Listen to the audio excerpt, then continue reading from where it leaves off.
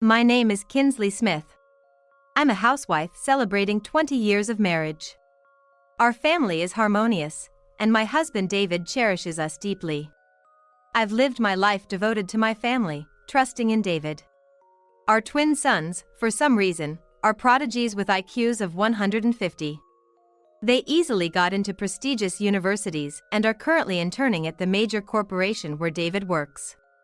Though we've faced storms at times, our household has been smooth sailing. However, a storm that seemed it might sink us has arrived. It happened one afternoon.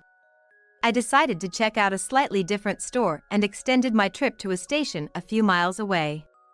As I wandered around with heavy bags, I encountered a man resembling my husband. Oh. What caught my attention was the woman next to him.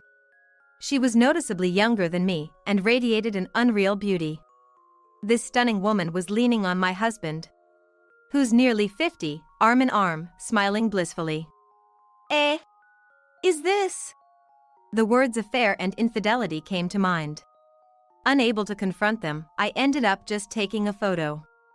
By evening, drained of the energy to cook, I sat on the living room couch, staring at the photo on my smartphone. Then, I knew David had come home. What's wrong? There he was, seemingly unchanged.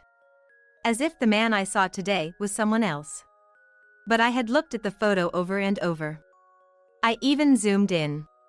The suit, the bag, the hairstyle. In the photo were unmistakably David's. Did you happen to walk in front of the station a few miles away today? Attention emanated from him. Well, what time? In the evening. Not sure. She's very beautiful, isn't she? Almost doesn't look like an ordinary person, so beautiful. Like an actress or a model. Yes. That woman, yeah. She must be a model associated with the company. We're planning to launch a new commercial, so she's probably involved in that. Is that so? But you two seemed quite close. I showed him the smartphone I was holding. After a moment of silence, David confessed everything. Hearing the truth, I was speechless. I can't cook tonight. I'm sorry. Please eat out. Okay. With a guilty look, David turned and left the house. As he did, the tears I had been holding back started to flow. My sons returned home as David left and noticed me crying, but I couldn't respond to their questions. However, seeing the smartphone on the table, they were speechless. Mom, this. I've been deceived for 15 years. That's all I could finally say. What do you mean? He's been cheating? Hey, Jack. This woman. Yeah. Mom, what are you gonna do? Even if asked what to do, I have no answer. David said he loves this woman. But he also said he couldn't destroy our family. Yet, recalling the happy look on his face at that moment, it's hard to believe those were his true feelings. Maybe he really wants to live his life with her. Such thoughts keep coming to me. I always thought I was loved by my husband. I believed that living with David was my entire life. And yet, to think it has come to this. Maybe it's better to separate, for David's sake. Perhaps that would be best for him. When did Dad start doing this? 15 years ago, right? She said she's been deceived for 15 years. Oh, did she mention that?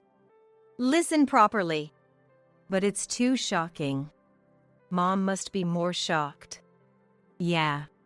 How old is this woman? Hard to say, she's incredibly beautiful. Looks to be in her early 30s. She's 40. 40, huh? She's quite old then. A real piece of work. To think she'd get involved with someone like Dad. She could be one of the world's 7 wonders. Dad wants to live with this woman. Really? Yeah, he said that. But he also doesn't want to ruin our lives. That's impossible. You can't have both. Maybe if you're really rich. Right, an average employee can't manage that. Where does Dad's heart truly lie? His true feelings? Yeah, If his desire to live with her is real, holding him back won't make anyone happy. But why?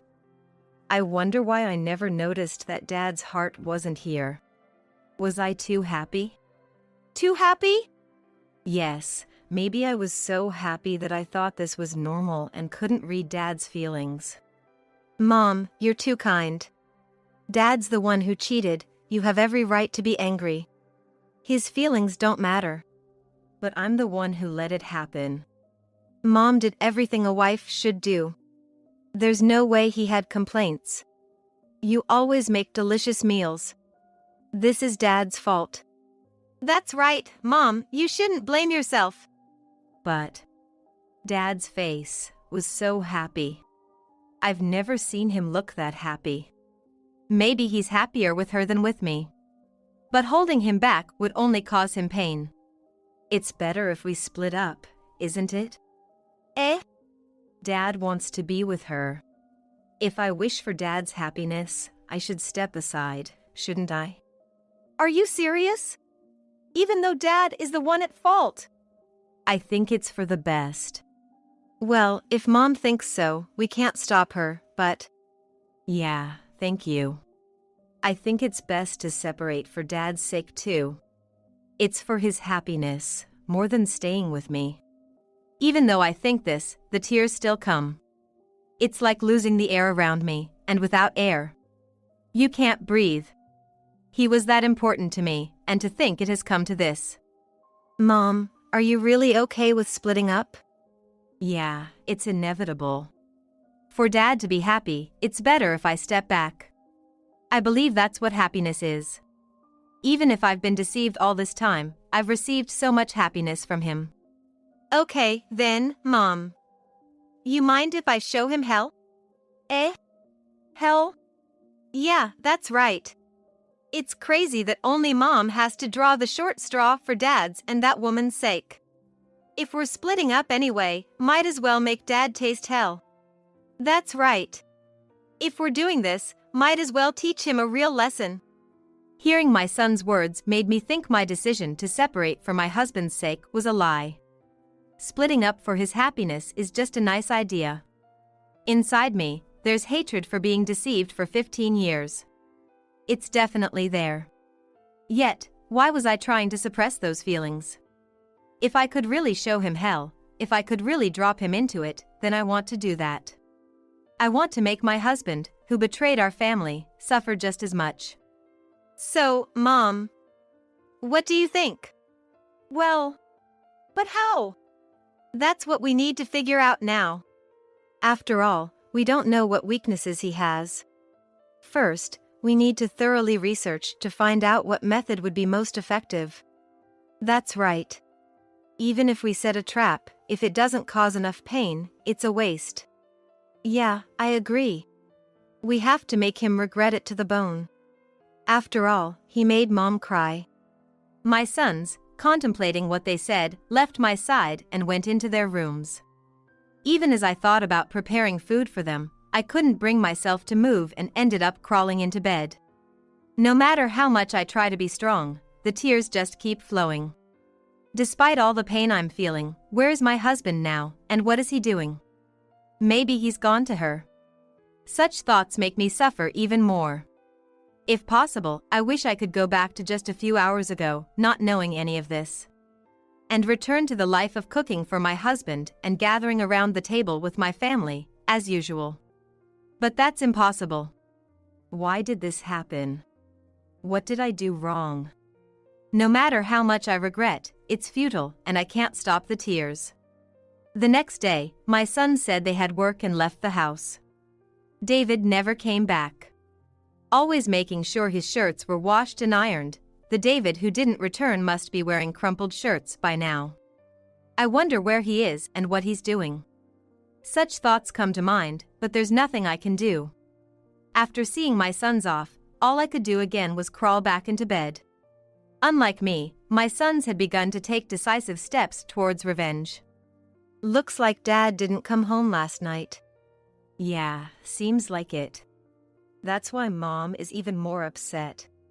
There's no point in getting down about it. can't help it.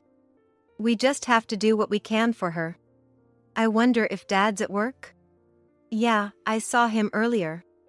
Working in his crumpled shirt. If he didn't come home, that figures.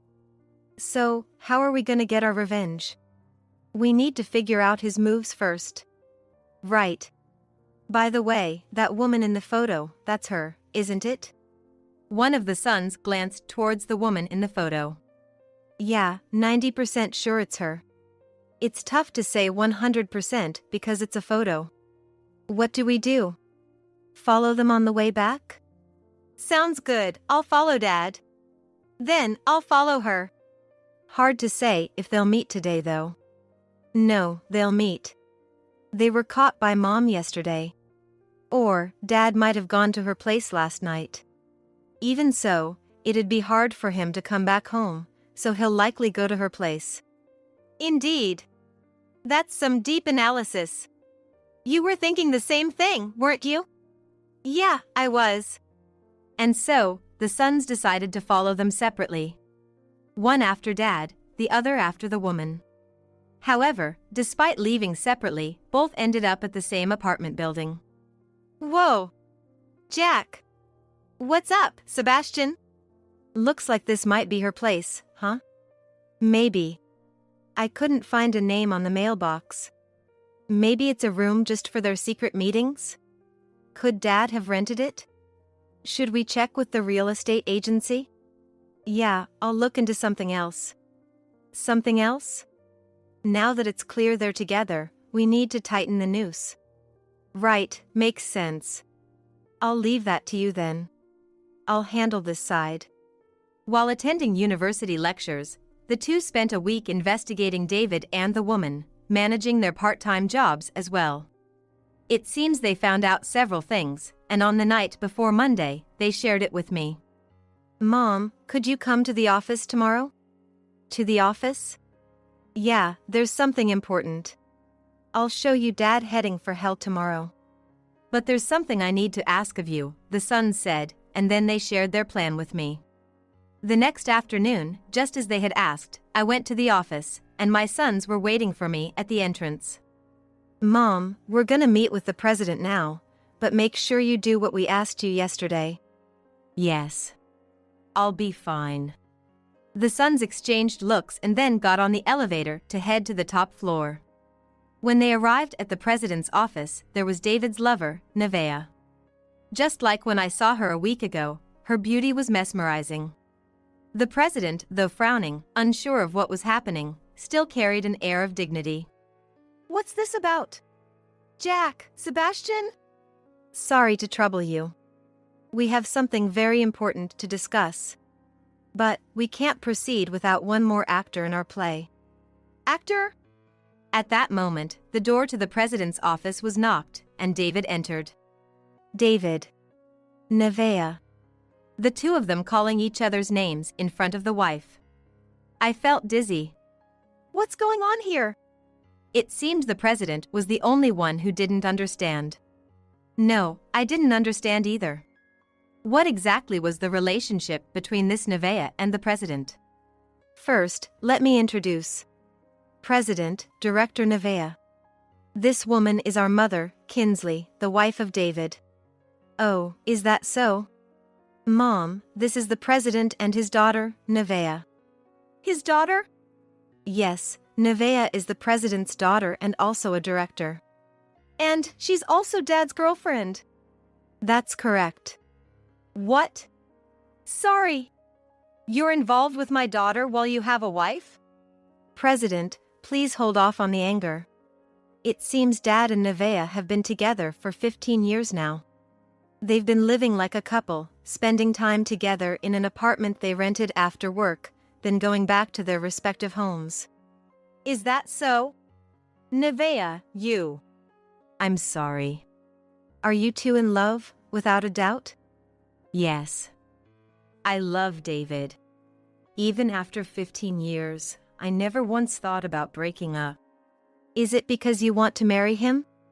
Yes, of course. Nevaeh. David is a married man. Sorry, but I can't stop these feelings. I'd rather be the woman in the shadows, as long as I can be by David's side. Do you want to marry Nevaeh, Dad? Hey, Jack! It's okay, you can tell us your true feelings. That is... David seemed unable to say the truth in this situation. Saying yes would hurt me, and saying no could provoke the president's wrath. Considering his future, he likely couldn't express his true feelings. Do you want to be with Nevaeh, Dad? Or was she just a fling? It was not just a fling. How could anyone be in a relationship for 15 years just for fun?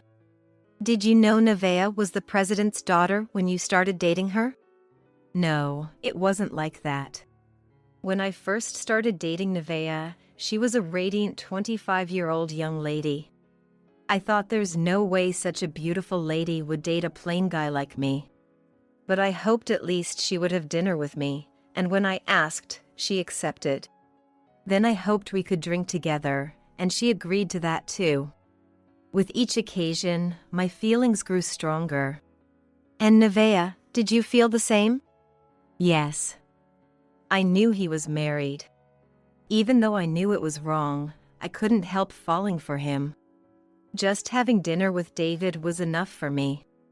But once one wish was fulfilled, I found myself wanting more, like having drinks together. Before I knew it, David had become a significant part of my life, and our relationship deepened. Oh, I'm sorry. Nevaeh apologized for the depth of their relationship. It was after we became involved that she first told me she was the president's daughter. What a thing to do! To steal another woman's husband. Shameful. I'm sorry. But I couldn't stop my feelings. I thought many times that we had to break up, but... So, both of you want to be together? Yes. I'm truly sorry. If I'm just speaking my feelings, then yes. But when I think of his wife, I know it's something we shouldn't wish for. And you, David? David looked at the president and then at me. The president had an indescribable expression on his face. Well, that's to be expected. His daughter is in a romantic relationship with a married man, a company employee. But if his daughter has dedicated 15 years to a man only to be discarded now, that would be truly painful. As for me, I neither showed anger nor smiled broadly. David, Nevaeh is being honest with her feelings. You should respond to that. Yeah, sorry. I do want to be with her. Kinsley, if I can be with David, I'll support his career advancement. I've already been doing everything I can for him, but I'll strive even more for his sake. So, you're asking for my forgiveness? Yes. Yeah, Nevaeh has been really good to me. I even got a recommendation for a director position because of her. There's a director position offer? Yeah, it wasn't confirmed yet, so I hadn't told you, but it's true. I see. Congratulations. So, it's just Mom left. What do you want to do with Dad? Continue together or... Jack looked into my eyes and nodded. It was a signal for now's the time. Nevaeh is such a wonderful lady, and I've already spent 20 years with my husband. He says he's happy with Nevaeh. I saw them together the other day, and he truly looked happy. I can't crush that happiness out of selfishness. Therefore, I'll step aside. I've kept you waiting for a long time, Nevaeh, but please be happy with him from now on. Madam, are you really okay with this? Yes. If I wish for my husband's happiness and Nevaeh's happiness, that's the natural answer. Thank you. I'm sorry for my daughter's outrageous selfishness. If Nevaeh is willing to marry and Dad has the intention to, it's only right for Mom to gracefully step aside. We'll be here for Mom, so there's nothing to worry about. However, in exchange, please pay alimony and cover our college expenses until we graduate. And we'll also ask Nevaeh for compensation. After all, even if it's Dad's fault, the fact remains that a family was broken. Understood. I might not be able to fully compensate, but I'll do what I can. I'll transfer the house to you and the rest of the assets. I don't need them, so do as you please. No, if you're going to let my daughter marry you, I'll also provide a monthly allowance to ensure she can live comfortably. That's really something. Thank you. Mom hasn't worked for a long time, so hearing you say that will definitely help her. So, please don't hold a grudge against my daughter. Yes, of course. I bowed respectfully, never imagining that such an arrangement would be made. David, if you marry her, I promise you the director's position. President. Thank you so much. That's great for you, David. Yeah, thank you, Nevaeh. Thank you, Kinsley. David, promise you'll stay by her side forever. I'm counting on you. Yes, of course. David, Nevaeh, and the president were all thrilled. But this couldn't be the end. It wouldn't serve as revenge or send anyone to hell. The son smirked and moved the conversation to the next phase. So, Dad, you'll also pay off Nevaeh's debts, right? You're becoming a director, so it shouldn't be a problem, right? Debts? Yeah, about $200,000, right? Why so much? Well, Nevaeh has undergone gender reassignment surgery. It's not something to bring up now, but you must be well aware of it. Dad, there's no need to be shocked. You love her, after all. What do you mean? Nevaeh was originally a man. She felt a disconnect with her body and underwent gender reassignment surgery. The cost of the surgery and travel expenses led her to take on debt. Additionally, Nevaeh, when she was a man, had a very masculine appearance, so she also underwent cosmetic surgery to achieve her current look. You know a lot about it. Sorry, we had it investigated. All those expenses combined amount to about $200,000. And being a woman, the costs for cosmetics, clothes, bags, and so on. To maintain the image of a president's daughter, you inevitably go for high-end products, right? Yes, that's correct. So, the monthly payments are quite significant. But don't worry. After all, Dad's going to be a director. Right. Nevaeh's original name was Gabriel, you know. Gabriel. Yeah, such a good name, right? They wanted a strong boy so badly. They named him with that hope in mind. Is that so? David seemed completely unaware of this matter and turned pale. Moreover, David has prejudices against gender changes and homosexuality. This must truly feel like being cast into hell. And at this point, there's no way he could say he wants to back out. Well, normally, a parent would cover it, but I just can't understand men becoming women. So, I told him if you really want to do it, you have to find the money yourself. And he actually did it. I never thought he'd take out loans to undergo the surgery. Ah. The president wanted to raise you as a manly man, huh? Yeah, exactly. Things don't always go as planned. When I heard a boy was born, I dreamed of him taking a wife, having grandchildren. I thought Gabriel would become president one day, and the next generation would be led by my grandchildren. Ah, haha. Right. But then, being told she wanted to become a woman, it felt like everything vanished. I thought we had to choose the successor from among the employees, thinking no man would accept a woman who had been a man. I was prepared for her to remain single all her life. Yet, to find someone who'd stay by her side for life, how fortunate. Now I can rest easy. Ah, that's right. Since David is Jack's and Sebastian's father, if Nevaeh marries him, they would be my grandchildren. With their high IQs and capabilities, they could one day sit in the president's chair too. Wow. The company's future is secure. The president was overjoyed. Then Jack presented the divorce papers and asked for my signature. With everything already decided, I signed without hesitation, and the paper was passed to David, who signed it with a trembling hand. Since we can't register the marriage until 1 to 2 weeks after submitting the divorce papers, how about we write the marriage registration now, as it's a joyful occasion? That sounds good. It's best to do it here while everyone's present. Following Jack's suggestion, the president accepted, and Sebastian and I clapped our hands. Forced by the situation, David, with a shaking hand, signed the marriage registration form. "Congratulations," I said to Nevaeh, who responded with a happy smile. "Now, you two are essentially husband and wife.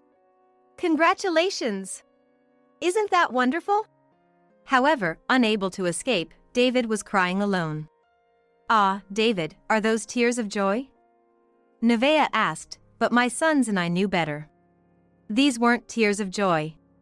That night, when David came back to pack his things, we helped to quickly get him out, but he broke down crying. "No, no! Why do I have to marry a man? Why is she a man?" "Well, you thought she was a woman for 15 years, so it's fine, right? You couldn't tell the difference." "But even if she looks like a woman, she's still a man. I don't want to marry a man." "You're becoming a director, there's no need to complain, right? And you won't find such a beauty among women." "What are you talking about? She's only beautiful because of plastic surgery. Maintaining that will cost a fortune." "You're a director, it's fine. She's a director too, no problem. Thanks to Dad, we're gonna be presidents. It's a win-win." Dad's affair turned out to be a jackpot for us. We don't even have to job hunt. I'm not happy at all. "You might be, but I have to marry a man." "That's the bed you made for yourself." "Maybe, but I can't accept this. Her name was Genta, for crying out loud. Totally a man."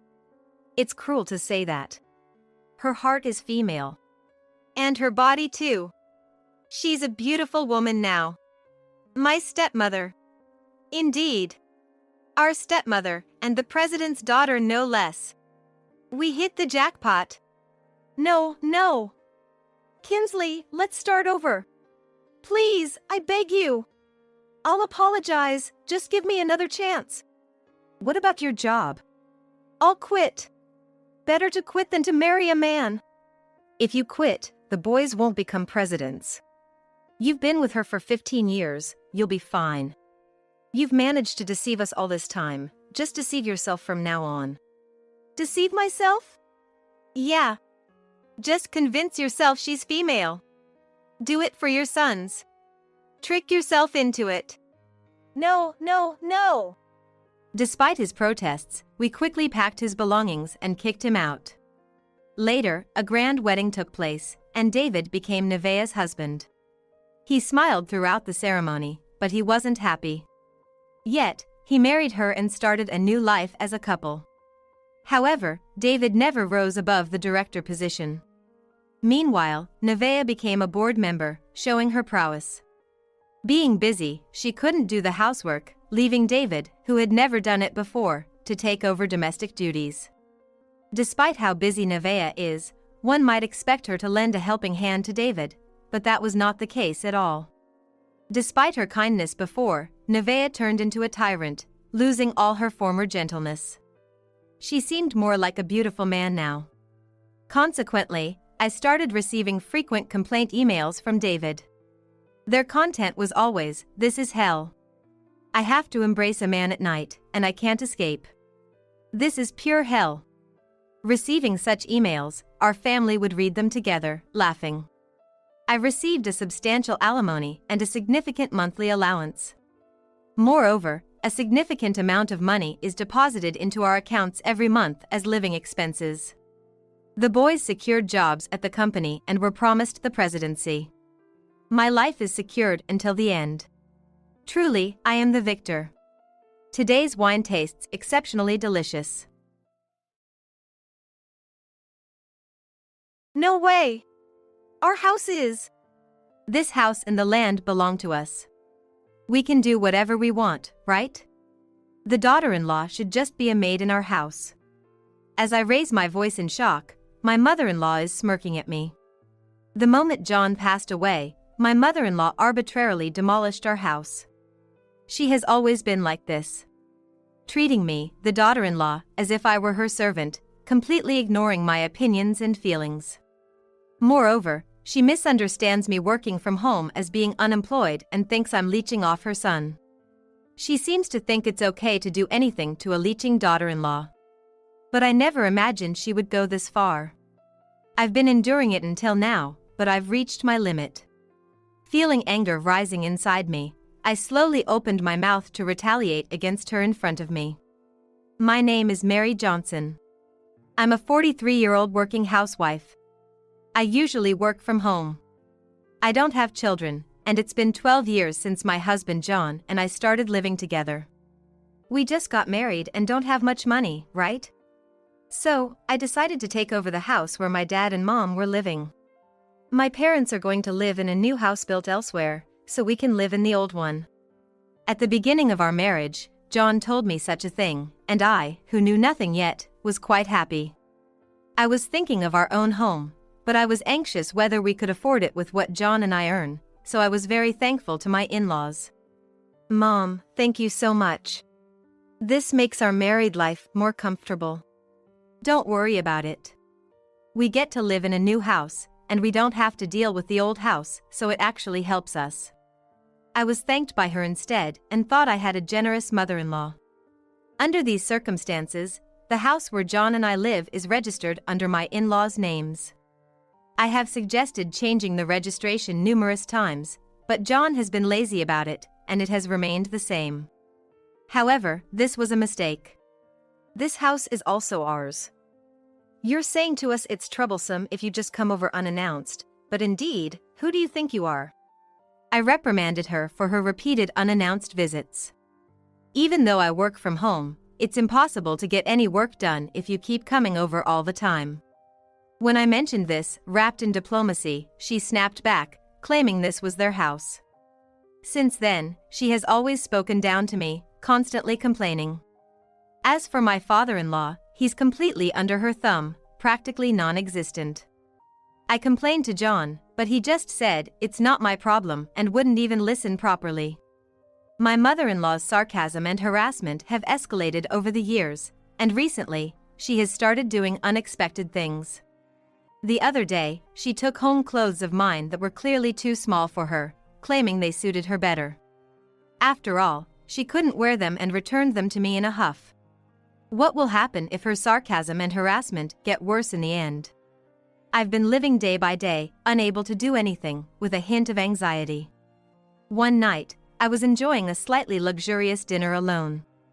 It was my 43rd birthday, but John was going to be late because of work, so I bought some deli food from the department store's food hall. Enjoying a nice drink, I savored my solo dinner. John has only celebrated my birthday for about 2 years since we got married. Now, it seems he's completely forgotten today is my birthday. Well, it's fine. I don't want a celebration now. Having the freedom to eat what I like is the best birthday present for me. It was a brief time until John came home, but I was fully enjoying my alone time. However, the pleasant time was ruined in an instant by the merciless sound of the doorbell, followed by the thumping of footsteps. Hey, Mary, it looks like John's suit jacket isn't here yet. Hasn't he come back? My mother-in-law barges into the living room without any prior notice, making me almost sigh, oh, again. This is a regular occurrence for me. Since it happens almost every day, I don't even bother complaining to her anymore. He's going to be late because of work today. I answered with a forced smile, to which she showed a displeased face. Then she noticed the deli food on the table and her eyes widened. Mary, what's this food? You didn't make this fancy stuff, did you? I'm sure you couldn't. This is some deli food I bought. Actually, today is my birthday, so I was enjoying a little nice dinner by myself. I tried to continue, but she interrupted me with a shrill voice. Oh. While your husband is out working, you're at home enjoying a luxurious meal? What a terrible wife! Huh? But I was working today too. Working? You were just playing on the computer, right? Using my son's money to buy such nice food. I always work from home on my computer, but to her, it seems like I'm just playing games. I've explained it many times, but she doesn't listen or try to understand. For someone unemployed, indulging in such luxury, you really lack the awareness of a wife." With that, she grabbed my half-eaten meal and threw it into the trash. "What are you doing? You, an unemployed person, should just eat beans or whatever." Moreover, she started rummaging through the fridge without permission. "Please stop." "Oh my. This cake, it's from a high-end store. Such waste on someone unemployed like you. I'll properly throw it away later." With that, she snatched the cake box. The deli food was thrown away because it was half-eaten by me. But the cake was untouched, and from her smirking face, it seemed she planned to take it home to eat. I was furious and tried desperately to take back the cake box from her. "That's my birthday cake, please give it back." "Oh, it's your birthday? There's nothing to celebrate. You're already in your 40s, not a child. You don't need this." And then she added insult to injury with such a snide remark. "Really, you become such a lazy wife because you don't have children. I've told you over and over to have kids." At those words, I grimaced deeply. I wanted kids too. But John said having kids would be too much trouble, so he didn't cooperate. He used to say he wanted kids before we got married, but were those words a lie? I've explained to her over and over that John doesn't want them, but she seems to conveniently forget the inconvenient truths. She blames me every chance she gets, saying it's my fault we don't have children. "I'll start cleaning up now, so please go home for today. It gets dangerous when it gets dark outside." I try to sound concerned for her, to get her out of the house. My enjoyable alone time was ruined because of her. I usually don't say anything to John, but this time I might not be able to hold back. I used to think it was okay for him to come back late, but now I'm waiting for him to come home, irritated and thinking, hurry back. When John finally comes home, I immediately try to tell him about what happened earlier. John silently hands over his bag, and as I take it as usual, I start talking. "Hey John, your mom came over today and..." Then, John grimaces severely. "Look, I'm tired, okay? Can we talk about your complaints some other time?" I would normally back off here, but today I can't hold back. Despite hesitating a bit, I persistently pressed John. "When is some other time? I know you're tired, but I need you to listen to me now. You're so persistent. I'm telling you I'm tired. I'm not free like you." He throws his suit at me in annoyance. I snap back, irritated by his attitude. "I've been working at home too. Your job doesn't bring in much money, right? You're living off my earnings, so don't talk back to me like that." John's words leave me wide-eyed in shock. Does he really not know that I've been working and managing our finances? The amount he gives me each month for living expenses is minimal. We couldn't possibly live on just that. Yet, it seems he's convinced that the money he provides is enough for a comfortable life. At the beginning of our marriage, I showed John the household budget and explained how much we needed each month. John was surprised, saying, "It costs more than I expected," but he seems to have completely forgotten about that.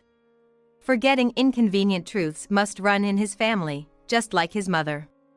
"John, my earnings are..." Thinking this misunderstanding is terrible, I try to explain in a hurry.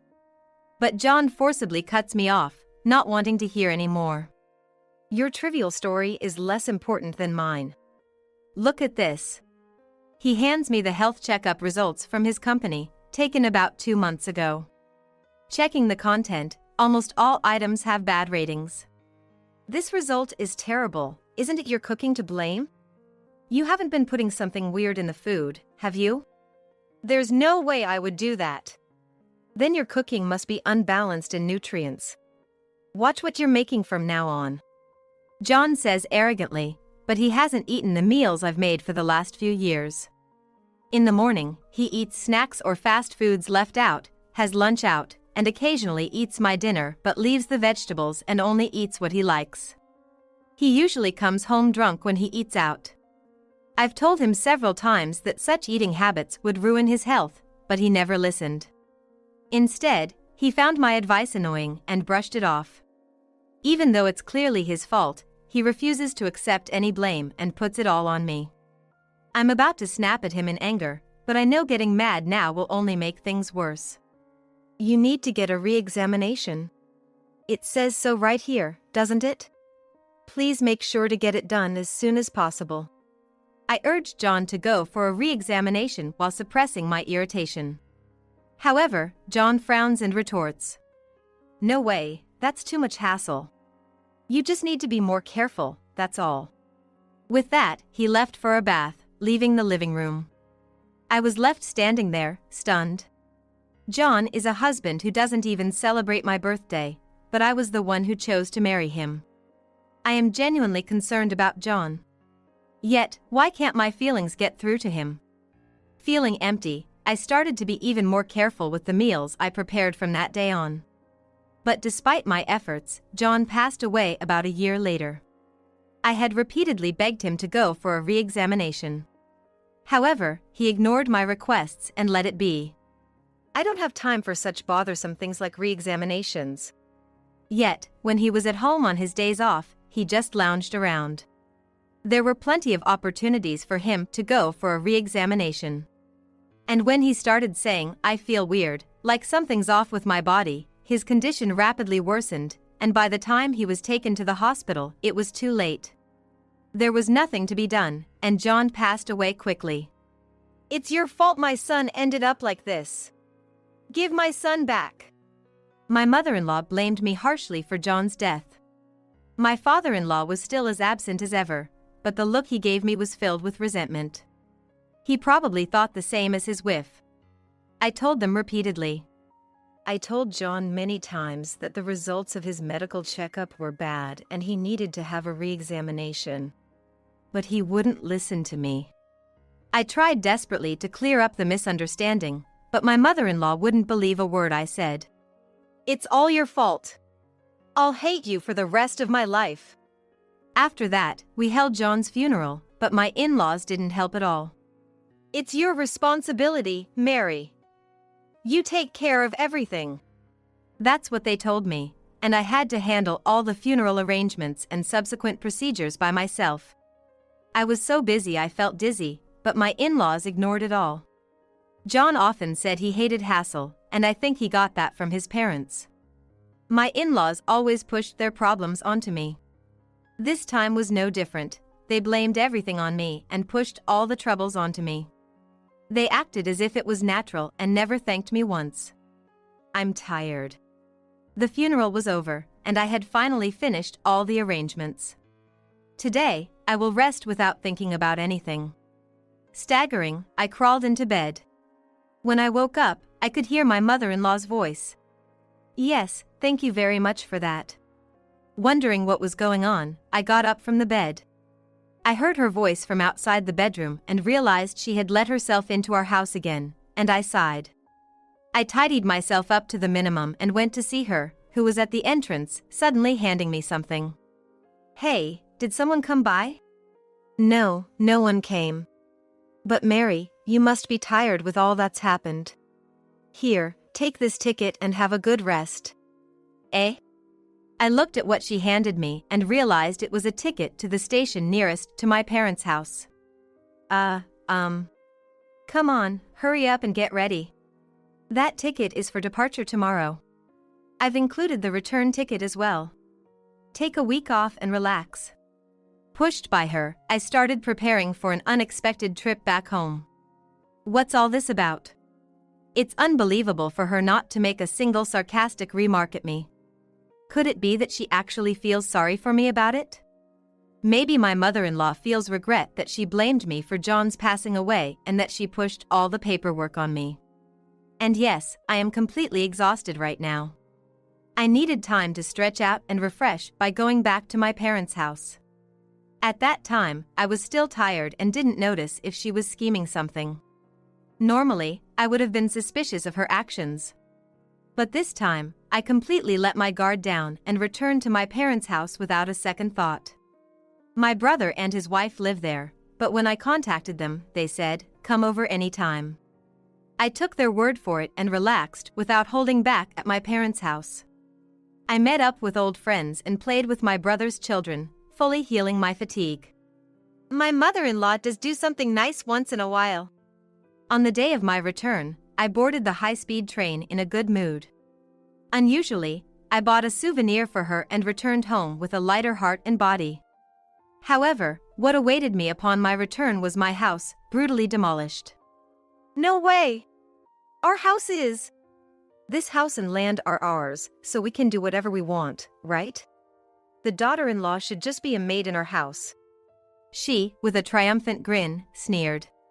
Indeed, since the house and land were still in my in-laws' names, they could do whatever they wanted with their property. But I never imagined they would go this far. Maybe, the person she was talking to on the doorstep that day was from the demolition company. While pushing the funeral and all sorts of procedures on me, she must have been advancing her plan to demolish this house. Otherwise, there's no way they could demolish the house so quickly. She clearly looked down on me, thinking she could do anything she wanted because I was her son's wife. I never directly confronted her because she was my husband's mother. That probably emboldened her. But I won't let her have her way anymore. Oh, Mary, what's the matter? Shocked and crying, are you? Mistaking my bowed head for crying, she bent down to peer into my face. However, I slowly raised my head and faced her, showing a bright smile. Eh? What are you smiling about? Have you gone crazy from the shock? She says it's such a shock, so she must be aware she has done something terrible. The fact was so absurd that I started chuckling. Eventually, I couldn't hold back and burst out laughing loudly. Have you really gone mad? No, I am perfectly sane. Oh, by the way, I have to decline your offer from earlier. What was it? The daughter-in-law should now be a maid in our house, right? While she was flustered by my words, she responded. No, you're lying. You've lost your husband and now your house, you have nowhere to go, right? I believe your brother's family lives at your parents' place, right? It must be embarrassing to return to your parents' house at your age, so we will take care of you. But as a maid, of course. Regaining her usual tone, she gave a sinister smirk. To that, I replied while laughing. A daughter-in-law? What are you talking about? I am single. Eh? A dumbfounded voice came from her, and I nearly laughed again. Actually, I divorced John a month before he died. Yes, John and I had already returned to being strangers. But right after submitting the divorce papers, John's condition suddenly worsened. Despite being divorced, he was someone I once loved and married, so I couldn't just abandon him. That's why I decided to take care of John until the end.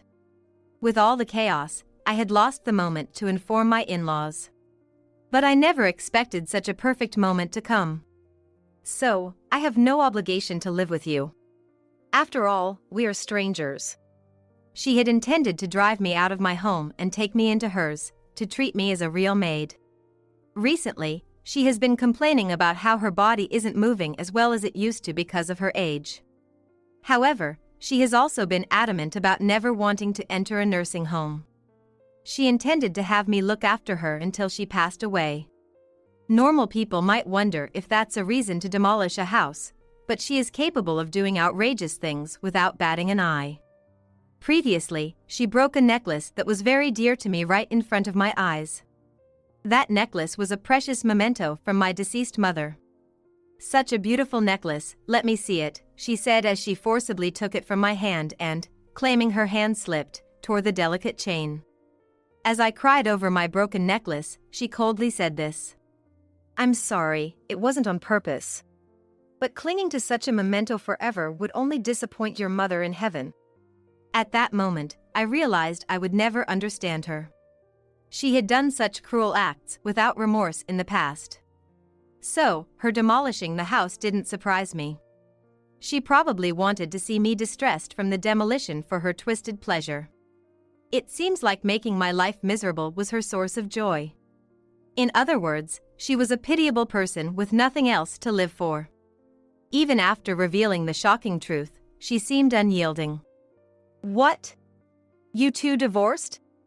Did you force a divorce on your critically ill son? How could you commit such a heartless act? I'll demand alimony. If you don't want that, just do as I say. There was a reason we had to divorce. Her eyes widened in anger as she confronted me. A reason you had to divorce, huh? It must be a good one. Go ahead and say it if you can.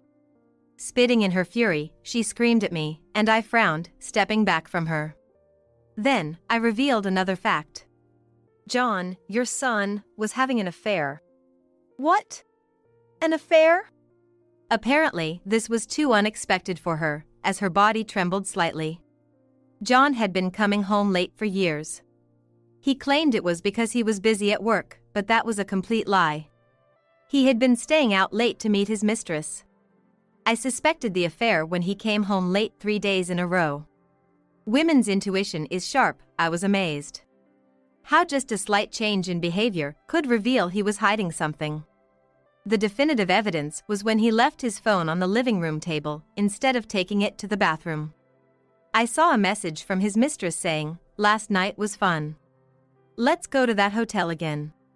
The moment I saw that message, I realized, he really was having an affair. I had been aware of John's infidelity for some time and accepted the fact without much surprise. By then, my love for John had nearly vanished. What did it matter what someone I didn't love anymore did? I didn't need to be shocked. However, we were still married. He had to pay for betraying his wife. I acted quickly from there. I used my savings to hire a private investigator. Once I had gathered solid evidence of the affair, I took it to a lawyer and filed for divorce. The divorce was finalized a month before John passed away. I was ready to pack up and leave right after, but then John collapsed. There was no love or affection left between us, we were practically strangers. But I couldn't just leave a person suffering right in front of me. I'm not that cruel. John begged me with tears to stay until the end, and so I ended up taking care of him till his last moment. But when I say I took care of him, it was only the bare minimum. I didn't offer comforting words, I was merely there, handling his needs in a businesslike manner. John tried to cling to me out of fear as the disease ravaged his body, but I ignored him and treated him indifferently. Even after John passed away, I had no intention of ever forgiving his infidelity. But John was not in a position to pay alimony in his condition. However, I was demanding alimony from John, but since he passed away, I can no longer claim it from him. So, I decided to claim it from you two instead. Please make sure you pay. What? Why do we have to pay? My mother-in-law's eyes bulged with rage at the mention of alimony. She seemed more shocked by the alimony claim than the fact that her son had been unfaithful. It seems she adored her only son, but she loves herself more. Disgusted, I sighed and explained to her. In cases where the responsible party has passed away, the family can be held accountable. It's understandable that you're not aware of this. However, this has been confirmed by my lawyer. A lawyer? You, unemployed, can't afford a lawyer. Did you steal money from John's savings? You thief! Give back my son's money. I felt dizzy with her absurd accusations. She has always been unreasonable, but she's gotten worse over the years. But if I give in now, it would only lead to more problems later. I sighed for what felt like the umpteenth time, faced her, and slowly said, "I'm sorry to say this, but I earn more than John did." What nonsense! Have you gone mad? She snorted with disbelief. I resisted the urge to retort, who's the one who's really gone mad here? Then, I rummaged through my bag and thrust a document at her. This is the payment statement from one of my clients. I have contracts with several other companies, so my annual income is higher than this. She looked from the paper to my face. Her eyes nearly popped out in disbelief as she flipped back and forth between the two. She seems unable to believe that the amount written there is real. Despite my repeated explanations, she seemed to have completely forgotten about my job. I'm a freelance programmer and make quite a good income. I worked for a fairly large company after graduating from college. While there, I built up experience and contacts, then moved to freelance work. Before marrying John, he had said, "I want you to focus on our home, so quit your job. We'll probably have kids eventually." But since his single income wasn't enough for a decent life, I kept working. Now, I truly believe it was a good thing I didn't just go along with what John said back then. Up until now, I had to cover the living expenses for both John and myself, but with just me, I'll have more money to spend freely, so I can live a bit more luxuriously than before. It was fortunate that I kept the payment statement with me. Before going back to my parents' house, as urged by her, I noticed the payment statement from a client in the mailbox and thought it would be unsafe to leave it there, so I tucked it into my bag. I never imagined that when I returned, not only would security be the least of my concerns, but the house itself would be gone. "You're supposed to be unemployed." She's still in denial. I bluntly presented her with the facts. The demolition of the house was unexpected, but it's not a problem. After divorcing John, I had already signed a lease for an apartment, so I was planning to let go of this house anyway. It actually saved me the trouble. What concerns me is what happened to my belongings, but well, she surely hasn't thrown everything away. She, refusing to admit defeat, pointed a trembling finger at me. "It's because you didn't have children quickly that my son ended up like this." "Really? You still want to blame me? If there had been children, my son would have taken better care of his health and lived longer. It's your fault for being infertile that my son died. You should pay for your responsibility." Her ridiculously selfish reasoning made me burst into laughter. Then, I picked a particular image from my phone's gallery and showed it to her. "This is the conversation between your son and his mistress. Let me read you the message John sent. Turns out I might not be able to have kids. Got tested after my wife kept nagging, and the doc said so. So I guess, free rein to cheat. It was your son who was infertile, not me. Before marrying, I had a bridal check and was diagnosed with no issues. Unlike John, I didn't lead an unhealthy lifestyle and was in good health. I could have become pregnant any time if I had wished. Do you understand now? The problem was not with me but with your son."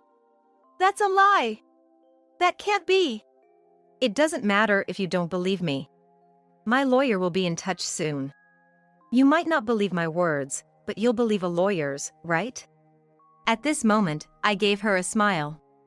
This smile was my revenge for all the times she had her way with me. "From now on, you won't have your way anymore, and you will take full responsibility," was the message I conveyed with my full smile. Whether she got the message or not, she turned pale and collapsed weakly on the spot. After leaving her there, I headed to my new apartment. I already had the keys, and the furniture was all set up, so there would be no issue with living there. And a few days later, it seems my lawyer had contacted my in-laws. Initially, they refused the lawyer's demands, saying, "That's impossible," but when faced with the prospect of going to court, they complied without further argument. As a result, I received alimony payments from my in-laws. The in-laws tried to sell the land where our house once stood, but due to its inconvenient location, it seems they're having trouble finding a buyer. They could probably sell it if they lowered the price, but they've apparently used a significant portion of their retirement savings to pay me alimony, so they can't afford to lower it. My father-in-law, already retired, had to return to work by registering with a senior employment agency because they're struggling financially. But it seems his earnings are too low to help with their living expenses. My mother-in-law, having been a housewife with no work experience, is struggling to find employment. Because of her selfish nature, it's unlikely she'd last long anywhere. Driven by desperation, I heard she's been gathering water from a public park and picking wild plants to stave off hunger. Eating plants picked from the roadside is risky. She might accidentally consume something poisonous. But as they are now strangers to me, whatever happens to them due to their own actions is not my concern. If my in-laws had been kinder to me, or had helped me after John passed away, I might have considered the what-ifs, but reality was far from that. Whatever happens to them now is their own doing. That's a direct result of their past actions. So there's no need for my sympathy. By the way, my belongings were stored by my mother-in-law in a rental warehouse. I thought she might have taken anything valuable, but perhaps she realized she couldn't afford to mess with someone who could hire a lawyer. I was able to recover all my belongings safely. After the alimony payments, she contacted me once, help, but I ignored her and proceeded to cancel my phone contract. Only my family, work colleagues, and close friends know my new number. My new apartment is in a completely different location from where we used to live, so it's impossible for my elderly in-laws to find me. Just to be safe, I chose a new place with excellent security. If my mother-in-law does find me, security will immediately be alerted. It would just increase my hassle, so I'm hoping that won't be necessary. Right now, I am living a life of smooth sailing.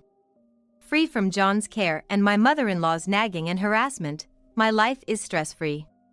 The only challenging aspect is my busy work schedule. Since I have more personal time, I've taken on more work, maybe a bit too much. But it's led to high recognition in my job, and it looks like busy days will continue. However, I manage to refresh myself adequately as I can meet up with close friends on weekends. At this age, many of my friends are also free from parenting duties, so it's easier to find time to catch up. Life after marrying John was filled with unpleasantness as I aged. I was scared of becoming more unhappy as I got older, but now, I'm not afraid of anything. I am free now, able to go anywhere. I believe I will continue to live smilingly today and tomorrow. Living a life where I can keep smiling until the last moment is my goal now. When Jolie was born, the very first words that Mike said were, "Oh, too bad, she looks like Yvonne." Poor thing. It's hard to believe those were the words for his newborn child. From the beginning, it seemed Mike was only interested in money. As I struggled with parenting, he would say, "Babies are tough, huh," while he just watched and drank his beer. Up until today, Mike has shown no interest in childcare. A useless wife who doesn't help with childcare deserves a divorce. And pay me $10,000 in alimony. I saw Mike laughing loudly with Ellie. I was shaking with anger like I had never felt before.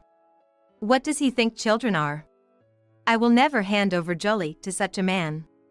He can keep running away from reality, taking the easy way out. The world won't bend to your whims. Sorry to break it to you while you're feeling like you're in heaven, but you're going to fall straight into hell. My name is Yvonne Smith, a 43-year-old housewife. I live with my husband and our daughter, who was born 2 years ago. I met Mike, my husband, at a friend's wedding reception 3 years ago.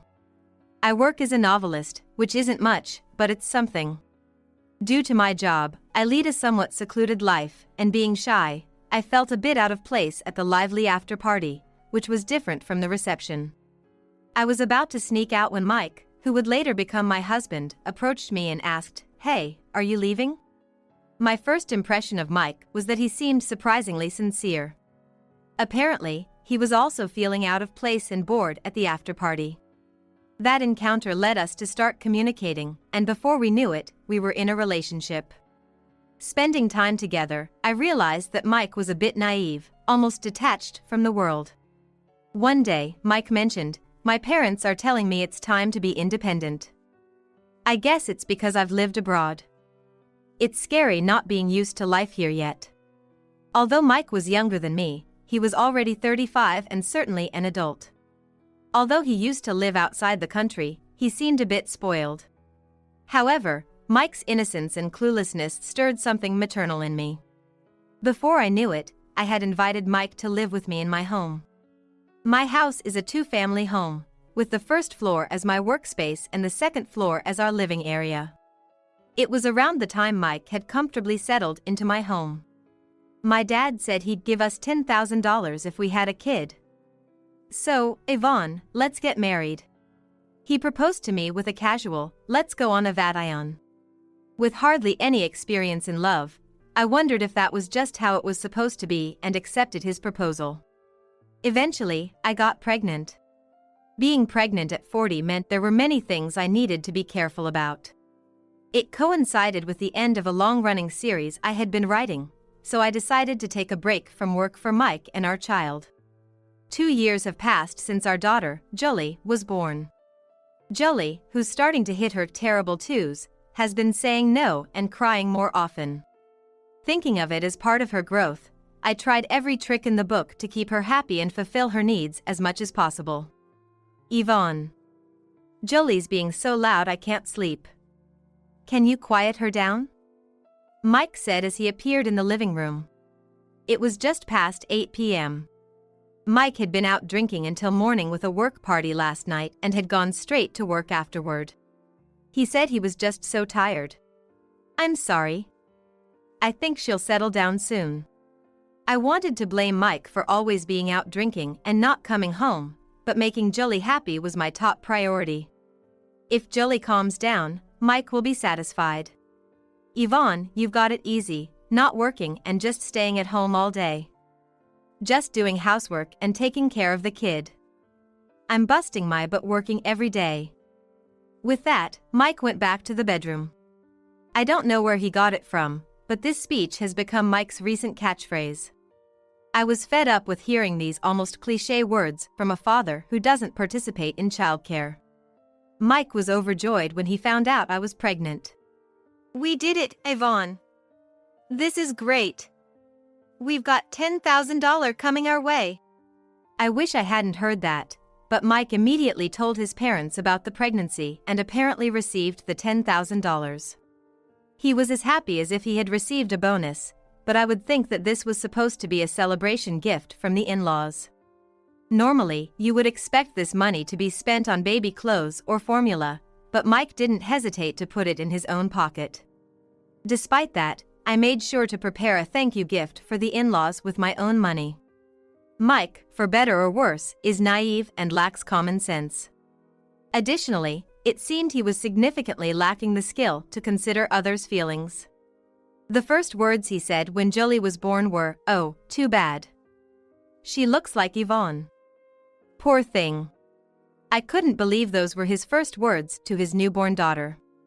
It seems like, from the start, Mike was only focused on that $10,000. As I struggled with parenting, he would just say, "Babies are tough, huh," while drinking his beer and watching from the sidelines. Up until today, Mike has shown no interest in childcare. One day, I had to meet with someone for work. Even though I was on a break, the publisher wanted to discuss future projects for when I made a comeback. I called my parents to ask if they could look after Jolie for me. Hearing this, Mike blurted out, "What? Who does this stay-at-home mom think she's meeting with? Don't you think it's cruel to leave the kid and go somewhere? You're a terrible mother, the worst, a real failure." Even I couldn't let that comment slide. Then why don't you look after Jolie? I'm sure she'd rather stay with her dad than go to her grandparents. Mike's face twisted in displeasure. Give me a break. Why should I have to spend time with the kid? I'm busy. I don't have time to babysit. His idea of busy was probably just going to the casino. Disgusted with Mike's words, I decided to stick to my original plan and leave Jolie with my parents. Since my parents lived a bit far, my dad would come by car to pick her up. But since he always drinks during the day, I had to go pick her up myself when it was time to bring her back.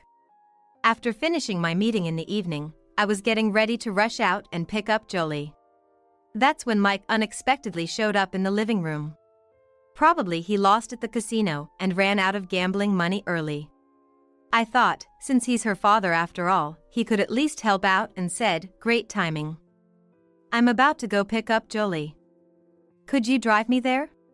But, as expected, Mike's response was, "No, it's too much trouble." I wasn't disappointed since I anticipated his response and was about to leave the house. Then he surprisingly said, "Fine, I'll take the car out." I doubted my ears for a moment, but seeing Mike grabbing the car keys and heading to the parking lot, I felt for the first time that maybe he did have a sense of responsibility as a father. I was filled with a small joy, which shattered the moment we got in the car and closed the doors. "I'll take the car out, but give me $600, Mike said, stretching out his hand. So that was his motive. I couldn't refuse now that I was in the car. And Jolie was waiting at my parents' house. I had no choice but to hand over the $600. Thanks, just a bit more and I would have hit the jackpot. I'll definitely win next time, just you wait. Mike started the car, almost humming a tune. In hindsight, maybe I shouldn't have relied on Mike for the ride.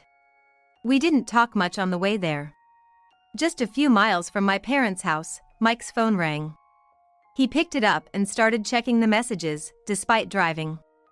Hey, Mike, that's dangerous. You should pull over before checking that, I said, but he kept looking at his phone while driving. It's fine, I do this all the time. I'm used to it, Mike replied, even starting to text back. That's when I felt the car veer slightly to the right. Watch out, I thought, just as I saw the concrete median barrier looming in front of us. Mike hastily turned the steering wheel. With a loud crash, the car came to a halt. I remember the airbag deploying and feeling the pressure. Hearing sirens in the distance, I lost consciousness. When I woke up, I was in a hospital bed. I tried to move. Ouch! I felt a sharp pain all over my body. At the moment of the crash, I honestly thought it was the end. My last thoughts were of Jolie. I wonder how Jolie is doing. I wondered if she was safe at my parents' house. Hopefully, Mike hadn't done anything reckless. Oh right, what happened to Mike? As I looked around with just my eyes, a woman asked, "Are you looking for your husband?" When I turned to where the voice came from, there was a woman in the room. Are you from the meeting today? Yes, she was the new contact person from the publisher I met today. Her name was, if I recall correctly, Kelly. Ma'am, your husband had only minor injuries, so after some treatment and tests, he went home. It's terrible, isn't it? Leaving the hospital without even seeing you, his wife, in this condition. Kelly seemed more upset about it than I was. Apparently, she called to thank me for the meeting today, but learned about the accident after it happened. The hospital staff had taken the call and explained the situation to her. The hospital staff asked if they could explain the situation to me. Even though you were almost unconscious, you nodded strongly. You're too dedicated to your work, Kelly said with a smile. Your daughter is safe with your parents, so don't worry. And, if you don't mind, can I help you out while you're in the hospital? I knew I couldn't rely on Mike, so Kelly's offer was a relief. But I also felt conflicted about being taken care of by someone I barely knew. I really want to do this. I'm your editor, after all, Kelly said, her words providing me with much-needed support. So, I decided to rely on her. With her devoted assistance, I was able to leave the hospital. However, due to a severe bruise on my back, I couldn't walk and had to use a wheelchair for a while. Throughout my hospital stay, Mike never visited, only occasionally sending emails demanding $600. When I was discharged, it was my father who drove me home. And I was also able to take Jolie with me. My parents, understanding the situation, offered to keep Jolie for a bit longer. I wanted to be with her. Even when I assured my dad that Mike was there and it would be fine, he seemed uneasy. But he didn't press further, just saying, "Call me anytime if you need anything before leaving." Fortunately, my house was designed with barrier-free access on the first floor, anticipating living with my parents in the future. Though it was my workspace, I had spent most of my time on the second floor since marrying and taking a break. I had everything I needed for an overnight stay as I used to work late into the night. The spacious first floor, less cluttered than the second and fully accessible, was safe for Jolie to play around to some extent. I shifted from the wheelchair and managed to sit on the sofa. Something I could do thanks to Kelly's encouragement during rehabilitation. Seeing me on the sofa, Jolie came running and said, "Mommy, does your leg hurt?" Jolie will make it better, as she gently stroked my leg. Overwhelmed by her kindness, I hugged her tightly. How could Mike not cherish such a gentle and lovely child?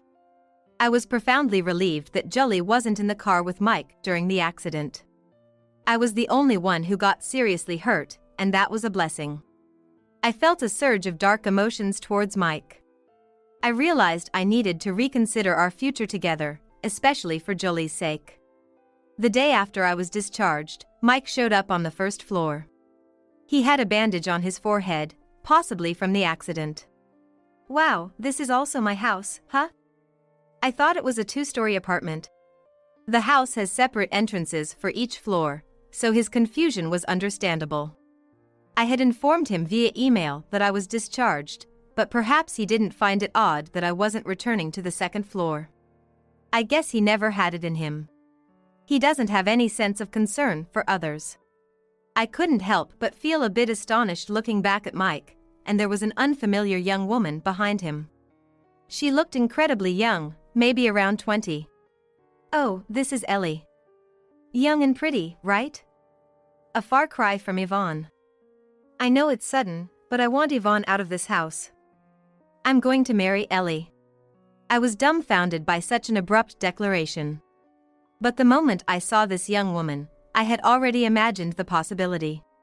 And then, Mike started saying even more outrageous things. Think about it, that day, it was because of your errand that I drove and got into that accident, right? So, I'm the victim here. You are the perpetrator. Maybe your injuries are your own fault, but mine were entirely collateral. So, I'm going to sue you for damages. I was speechless. I wondered how one could come up with such reasoning. Plus, Ellie is a nurse. She's nothing like unemployed Yvonne. She works and doesn't hesitate to spend money. She's the perfect woman, Mike said as he pulled Ellie closer. Watching them, I felt no jealousy, only disgust. Then Mike dropped the bombshell. Also, I'm taking Jolie. There's some allowance or something you get for having a child, right? Yvonne, you're sneaky, keeping such a good deal to yourself. Kids are quite useful, huh? You've always left Jolie with your parents, what a terrible mother. Now that you're in a wheelchair, I'll surely get custody. If I weren't in a wheelchair, I might have struck Mike. Mike was beginning to say such nonsense. I was shaking with rage. Jolie, sensing something, clung tightly to me. A useless wife who doesn't help with childcare deserves a divorce. And pay me $100,000 in alimony. Mike and Ellie burst into laughter together. I was trembling with a fury I'd never felt before. What does he think children are? I will never hand over Jolie to such a man. He can keep running away from reality, taking the easy way out. The world won't bend to his whims. Sorry to break it to him while he's feeling on top of the world, but I'm going to make sure he gets a taste of hell. I will never forgive him. Ignoring the foolish pair laughing carelessly, I pulled a piece of paper from the desk drawer. And I handed it to Mike. Fine. Here, the divorce papers. Mike looked perplexed for a moment, but then laughed again. You're quick, just like Yvonne. I'll be counting on that $100,000. This man only talks about money every other sentence. I sighed the deepest sigh of my life in my heart. All right, $100,000. For the record, we need to clarify what this money is for, so this is for the accident you're involved in because of me, and it's compensation, right? Mike, happy about the money, nodded vigorously. That's right. It was your fault I got into that accident. I spoke calmly despite being astonished. Then I'll send the official documents later. Sign them along with the divorce papers. And I'll be raising Jolie. I won't give you custody. That's non-negotiable. I said this firmly, looking straight into Mike's eyes. Overwhelmed by my resolve, Mike conceded, all right, I give up on Jolie. When I think about it, she doesn't really like me anyway, and she's not that cute. I hadn't mentioned it, but Ellie is pregnant. So we don't need Jolie. I'll get another $10,000 from my dad.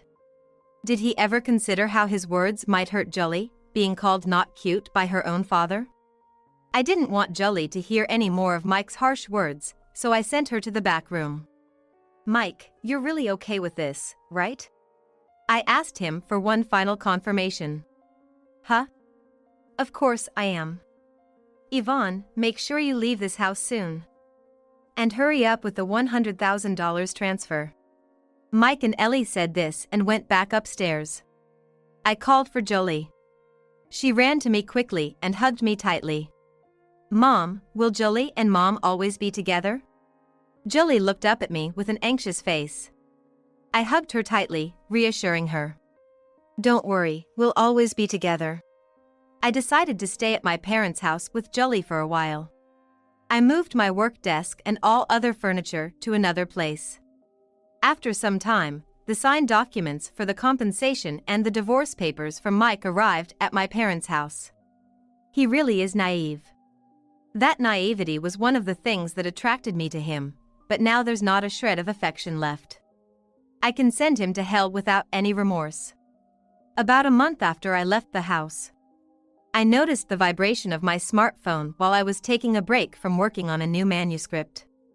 I was so engrossed in my manuscript that I hadn't noticed, but when I checked my phone, there were dozens of missed calls from Mike. I had a feeling he would reach out soon. I didn't want to talk to Mike, but I had no choice but to answer the phone. Hello? What's the matter? I could hear Mike's unusually frantic voice on the other end. Hey! Yvonne! What's going on? Some workers are here trying to take all the furniture and even saying they're going to demolish the house. I couldn't help but burst into laughter, finding Mike's panic amusing. Hey!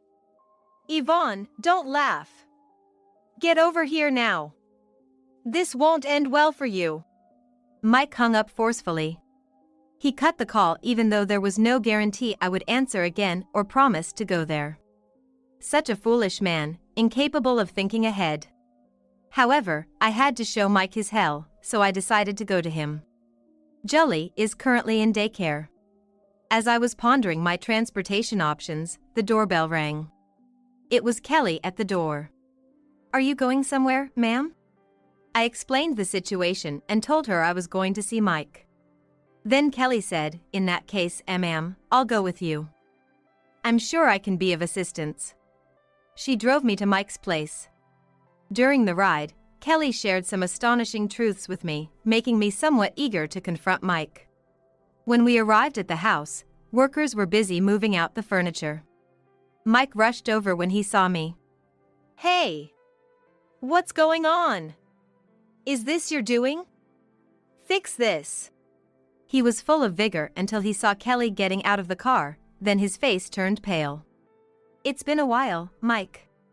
Kelly revealed she was Mike's actual sister.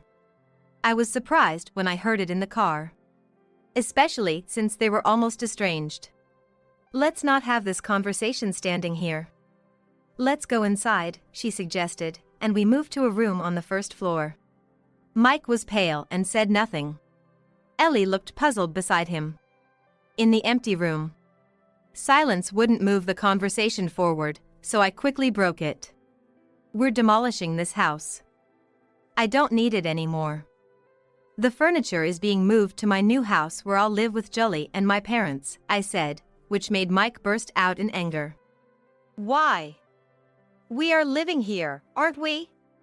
You can't just demolish it. Ellie nodded in agreement. This house is mine. I built it with my money. Mike looked unconvinced by my words.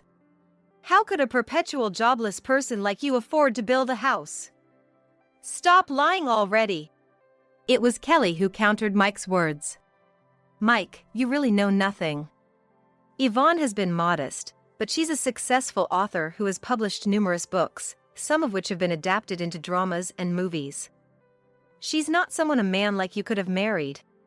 I thought calling me a bestseller was an exaggeration, but it was true that several of my works had been adapted. But she wasn't writing while married to me, right? So she was a jobless, wasn't she? Mike's argument was off the mark, as usual. Kelly continued with a tone of disbelief. Did you even listen? Yvonne has written many works in the past. The more they sell, the more money she gets. That's royalties. Mike didn't seem to understand. Mike, income isn't just about salary. I might not have a salary, but I do receive about $600,000 a year in royalties. Mike's eyes widened at the sound of $600,000. He thought he didn't need me anymore since he found a young and pretty nurse like Ellie. His reaction to the annual income of $600,000 was significant. Then, for the divorce settlement, I should get half of that, right? Yes. That's like a $300,000 income for me. His simplicity left me speechless. He must really have flowers for brains. Mike. Yvonne's royalties come from works published before she was married to you, so you're not entitled to any of it. Mike froze with a puzzled look. He should be thankful he even got to fantasize about having $300,000 for a moment. I pressed on. And this house too. It was built before I married you, so it's not subject to property division. The same goes for the furniture. You just moved into the house where I lived. Anything you two bought, you can keep. We're divorced, and I'm not going to let strangers live in my house, so please leave as soon as possible. Mike looked unconvinced again. He demanded in a harsh tone, so where are we supposed to live? I don't know. You have $100,000, so you should be able to find a place quickly, right? I replied, causing Mike's expression to darken. That $100,000. It's gone. I went on a trip abroad right after and it disappeared quickly with some casino visits. Typical of Mike to squander a fortune on gambling. But I don't have an ounce of sympathy for him. But your current wife is a nurse, right? Good for you, having a wife with a steady income. I smiled sweetly. Mike brightened up a bit. Yeah, that's right. Ellie being a nurse has really saved us. I quit my job, and she's been on paid leave this past month, right? Ellie's face fell at those words. That girl isn't a nurse or anything, Kelly interjected. Mike, you really don't know anything. I had to check on Ellie because Dad wanted to when you said you got married again. Ellie, you're unbelievable. Does Mike know everything? Ellie shook her head slightly. Ellie? You're a nurse, right? You said you were making $8,000 a month, right? No? Ignorant and naive, Mike had been deceived by Ellie. While I feel slightly sorry for him, it's truly a case of getting what he deserves. She was indeed studying to be a nurse. But she was kicked out during her training for assaulting a patient. The family was kind enough to settle without pressing charges, yet you've not paid a dime of the settlement and fled, right? Despicable. Ellie glared at Kelly sharply. And lately you've been frequenting nightclubs, haven't you? I heard your debts have reached into the hundreds. You're planning to run from those too? Hearing this, Mike went pale. Nightclubs? Debts. Ellie, you don't have money. Didn't you borrow from loan sharks recently? You said it was just because you were short on cash. I became your guarantor thinking you were a nurse. Ellie defiantly responded, what about it? You started this by acting like you had money. If I knew you were broke, I wouldn't have married you. Both are equally to blame in this mudslinging match. They started bickering loudly. Excuse me for interrupting. I cut in amidst their argument. There seems to have been infidelity during our marriage, so I'll be seeking compensation from both of you, thank you. My words brought their quarrel to an abrupt halt. And about the $100,000 I paid, please return it. The police checked the dashcam and confirmed Mike's reckless driving. I paid you because you said it was my fault, but it wasn't, so please return it. Mike's face contorted more and more. Here stands an adult on the brink of tears. Don't even think about running away. I'll relentlessly pursue you, of course, but Kelly has kindly informed the patient's family from the settlement, the high club, and the loan sharks about your whereabouts. They were all relieved to hear you've been found. Good for you. Mike's face clearly showed this was anything but good news for him. And Ellie eventually broke down in tears. As the house emptied of all belongings, only Ellie's cries echoed through the space. Mike, this is your 7th marriage, you know. Kelly muttered while checking her notes. I almost dropped my teacup in shock. The $10,000 given each time you got someone pregnant was, ostensibly, a celebration gift but, in reality, an apology to the women involved. Mike misunderstood it as a reward for having children. I was dismayed at how one could make such a misunderstanding. Kelly had cut ties with Mike, finding his irresponsibility unbearable. Sending Mike abroad was Dad's idea to keep him under surveillance and prevent any mishaps. But meeting Yvonne after returning home was unexpected. Incredibly, Mike has 6 children, including Jolie. His family has cleaned up his messes after every divorce, but Ellie was the last straw. Ellie wasn't pregnant after all. It was a lie for the money. Her social media posts showed her partying, drinking, smoking, and even bungee jumping abroad. Actually, Dad, my husband, and I are huge fans of Yvonne's work. We were thrilled to hear about Mike's marriage, but also deeply concerned. I apologize for not stepping in sooner as his sister. I hoped being with Yvonne might change him for the better. But he ended up causing you trouble instead.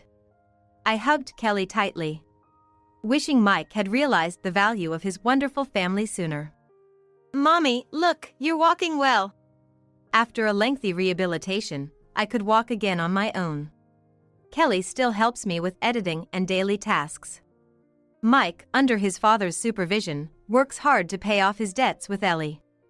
I'm now writing novels in a new duplex, living with my parents and Jolie. Mommy, you're amazing, I love you. Jolie kisses my cheek. I hug her tightly. Surrounded by my beloved job and precious daughter. This is my heaven. Feeling content to the point of asking for nothing more. What? Suddenly, my husband splashed beer on me, exclaiming, "What's with that attitude? You're just a parasite living off me. If you have a complaint, then get a divorce and leave. Someone like you is just in the way." Somehow, he produced a divorce paper already filled out with his name and threw it at me. Divorce. Under normal circumstances, one would panic, but my feelings were different. Rather, I had been longing for these words. All right. I accepted far more readily than I believed possible. Huh? My husband was taken aback by my calm acceptance. Ignoring my surprised husband, I calmly began to prepare to leave the house. However, he seemed to think I wouldn't really leave, and while he laughed at my preparations, that laughter would only last until today. He's about to learn what it means for me to be gone. By then, his smug smile will turn into an expression of utter misery. My name is Emma. I'm a 43-year-old housewife. I live with my husband Ryan in a quiet residential neighborhood. Ryan and I started dating about 10 years ago, introduced by a mutual friend. From dating to marriage, it took about 2 years. Looking back, I wonder why I decided to marry Ryan. It's a mystery. He was so quiet initially, responding to my attempts at conversation with brief yes or okay answers, making it honestly boring to be around him, and I thought we would break up soon. But before I knew it, we were married. Well, all of that was Ryan's fault for what he said. I will make you happy. I promise to make you happy. You won't have to suffer, trust me.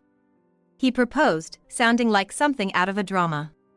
The moment I heard it, I wondered if he was deluded about himself. But Ryan's face was so serious, I couldn't help but laugh. I didn't expect to hear something like that. And your answer is? Yes, I'd be happy to. And so, we became husband and wife. After getting married, we moved into the house my father used to live in. My father had been talking about returning to his hometown to work for a while, and in the course of those discussions, he frequently suggested, "Why don't you live here?" With our marriage, the timing aligned, and thinking of the future and the convenience, we decided to live here. I believed we would have a happy married life together. Here you go. My husband said, throwing an envelope at me as he returned from work. It was white one. Thanks. It's not thanks. It's thank you very much.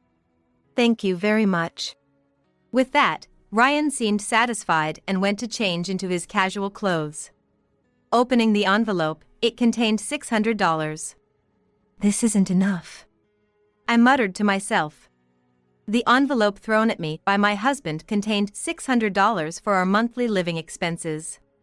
Since getting married, the living allowance he gave me was just $600 a month. Electric bills, gas, water bills, plus groceries and everything else. Fortunately, not having to pay rent does help a bit. I've told my husband countless times that this isn't enough to live on, but every time, the response I get from him is awful. Huh?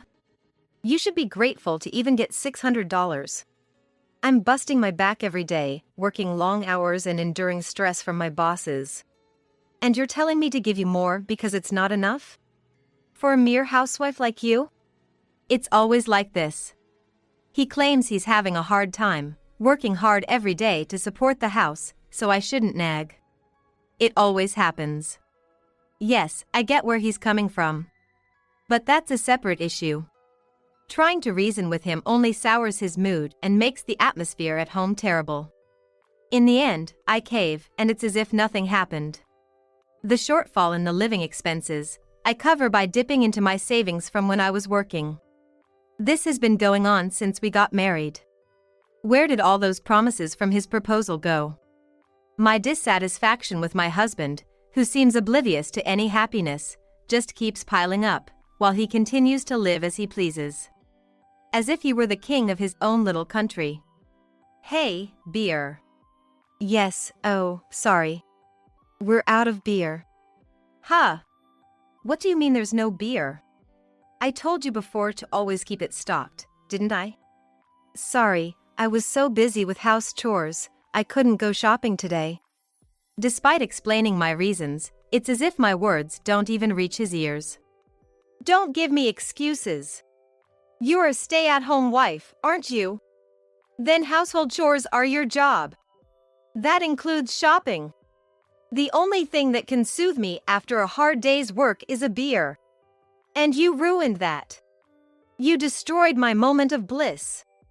Once it gets to this point, anything I say is futile. All I can do is listen to his rant. Then, watching for a moment, I say, I'll go buy it right now. Hurry up. My precious time is ticking away while we're talking. Dressed in my house clothes, I dash to the nearby supermarket to buy beer. I ran back home with the beer. By the time I arrive, I'm out of breath, with sweat dripping down my forehead. I'm back, here's your beer. My husband, lying on the couch and yawning, snatches the beer from me. Then, sitting up, he takes a sip. This is it. Nothing beats beer after a long day. Glad you like it. You look tired, and you're sweating. You smell a bit, too. Go take a shower. As if it's my fault I ended up like this. His thoughtless words hit me hard, both irritating and shocking me. Really, he only thinks about himself. A month has passed. My husband is still only concerned with himself, not caring at all about me or the house. His absolute dominance is almost impressive at this point. You're not going to see me off to work.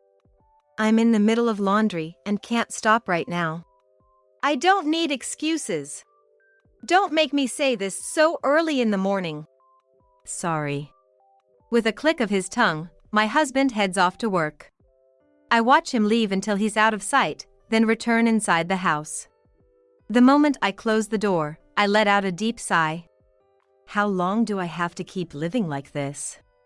Regret for marrying him and negative feelings about my future life surge through me. Even doing my usual chores feels impossible today. I zone out while looking at the garden. Having a day like this once in a while might be nice. I tell myself, almost as an excuse, that I've worked hard enough up until now. Then, the cell phone I had placed nearby starts ringing. It's my husband calling. I debate whether to answer it or not, almost hoping he'll give up during my hesitation. But the call from my husband doesn't stop. I sigh deeply once more. And then, deciding to face whatever it is, I answer the phone. Hello? Why don't you answer right away? How many times do I have to call?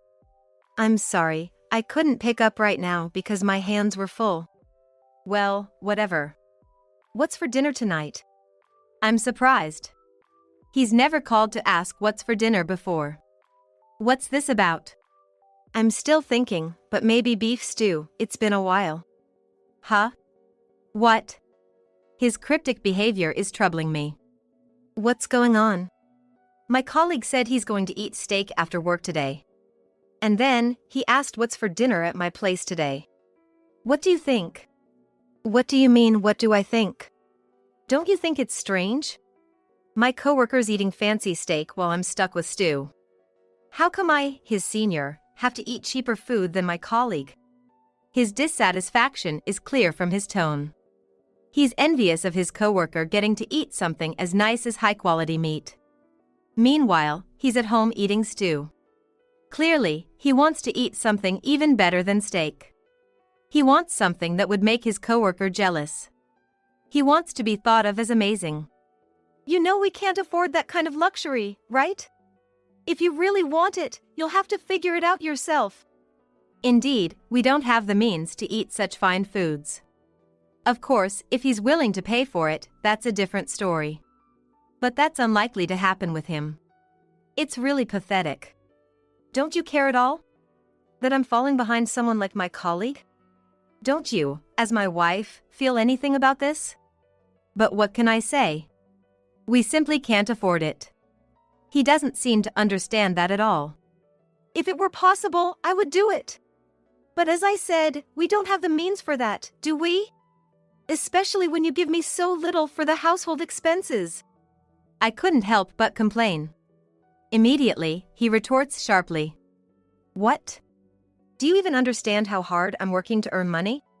And there you are, just living off of me, daring to complain. If you have complaints, why don't you manage the household chores better? Other housewives are perfect at managing their chores, not you. You're the only one who complains to the breadwinner. I didn't say that much. I'm just asking for enough to cover our monthly expenses. That's what's annoying. Who do you think you are? If you're going to complain that much, why don't you work and earn some money yourself? His anger explodes. At this point, there's nothing I can do but apologize. I'm sorry. I've been too demanding. This usually smooths things over quickly. But this time was different. You think you can just apologize and everything will be fine? You think I'll just forgive you? No one's going to forgive that. The anger I've accumulated over the years won't be settled with just your apologies. His reaction was unexpected. His anger had been significant until then. It was all over the difference between having high-end meat or stew. There's no need to get that angry. It's fine. Talking to you is just a waste of time. I won't be coming home tonight. Do whatever you want. See ya. Wait! The call was disconnected. I never thought it would come to this. The next day, my husband didn't return home. Was it really that terrible for him? Just because of one meal's content, to show such anger? I pondered if I was at fault and considered apologizing to my husband, but each time I thought, am I really to blame? After all, it all started with his unreasonable demands, not understanding the household matters. Each time I questioned myself, I could feel my heart growing heavier. Still, as a wife, I had no choice but to support my husband and keep telling myself that. About a week later, my husband came back. I've been away for a while, but this place is covered in dust.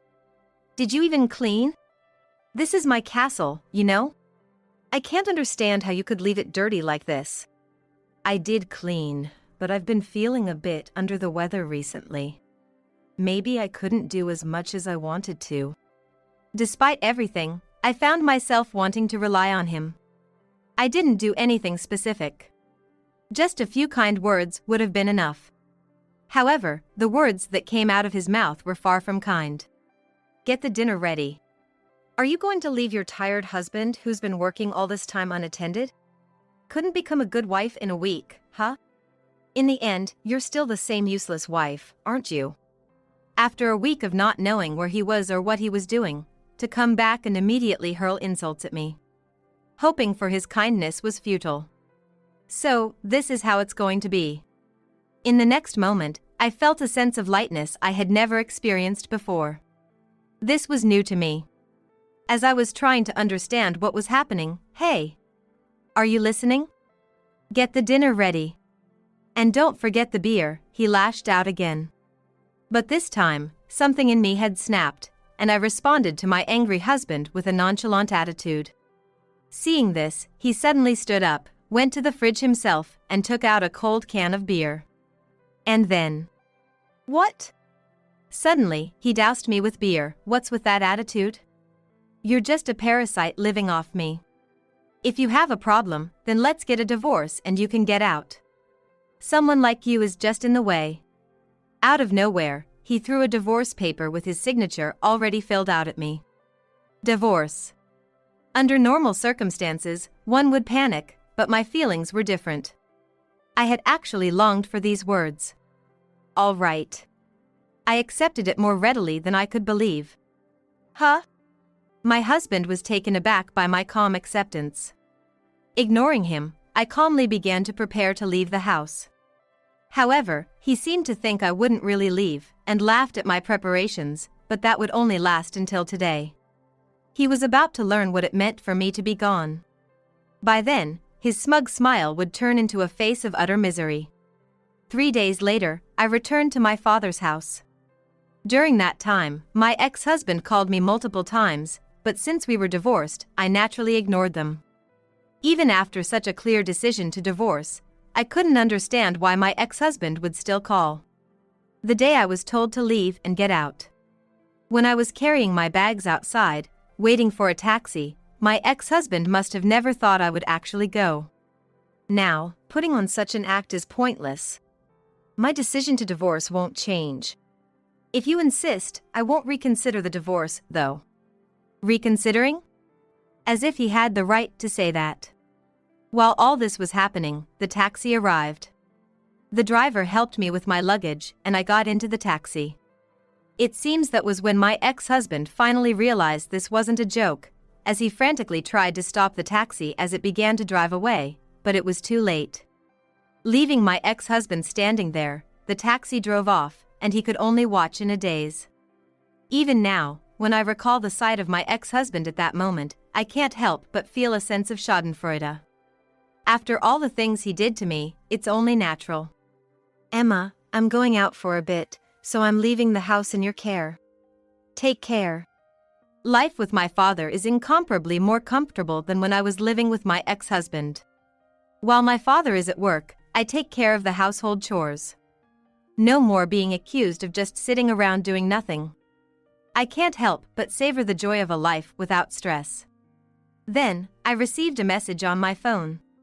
It was from my ex-husband. He probably thought emailing would be effective since I wasn't answering his calls. Like I'd fall for that. I thought and left the email unattended, moving on to preparing dinner. After all, there's no need for me to interact with him anymore. However, the messages from my ex-husband didn't stop. What's more, he even started calling again. That's just like him. Probably, the continuous ignoring hurt his pride too much to bear. Though I intended to keep ignoring him, the relentless calls and the barrage of messages became too much of a hassle, and I finally answered. How many times do you think I've tried to reach you? And you've ignored every single one. You know you're supposed to respond immediately to my calls, no matter what. That applied when we were living together. Now that we're divorced and living separately, that no longer holds any weight. Besides, I'm in the middle of preparing dinner right now, so could you not bother me? With a tone more defiant than before, my ex-husband's anger was palpable even through the phone. What's with that attitude? Don't think you can treat me like this and just get away with it. Always so domineering and threatening, my ex-husband was. I've had enough of this. Goodbye, then. What? Hey, wait. I hung up the phone. He continued to call many times after that, but I ignored all his attempts. I blocked his number, and that was the end of it. I returned to my interrupted dinner preparations, and about an hour later passed. I was almost done. That's when it happened. The doorbell rang.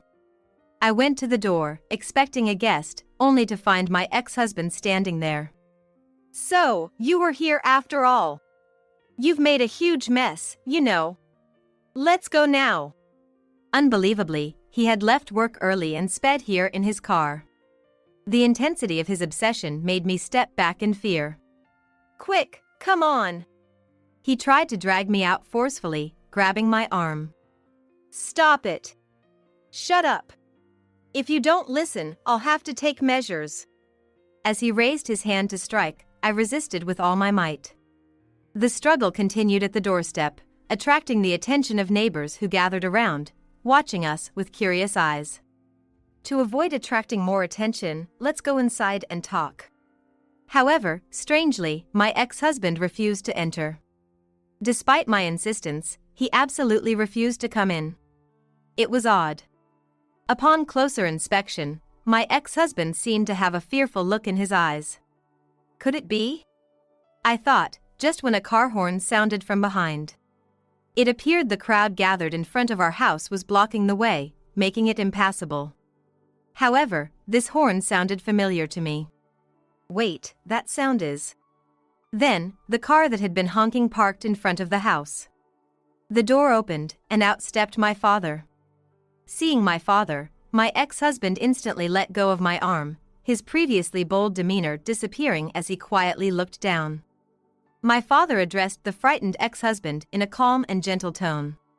Ryan, it's been quite a long time, hasn't it? I'm glad to see you're doing well. It's been a long time.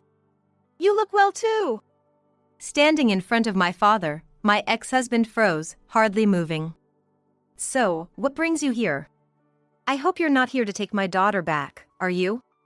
Oh, no, that's not. Fumbling for words, my ex-husband began to visibly shake. What's got you so frightened? I haven't said anything strange, have I? I just mentioned how you threw beer on my precious daughter, called her a parasite, and then slapped a divorce paper on her and kicked her out of the house. Now, I'm curious what you could possibly want with her now.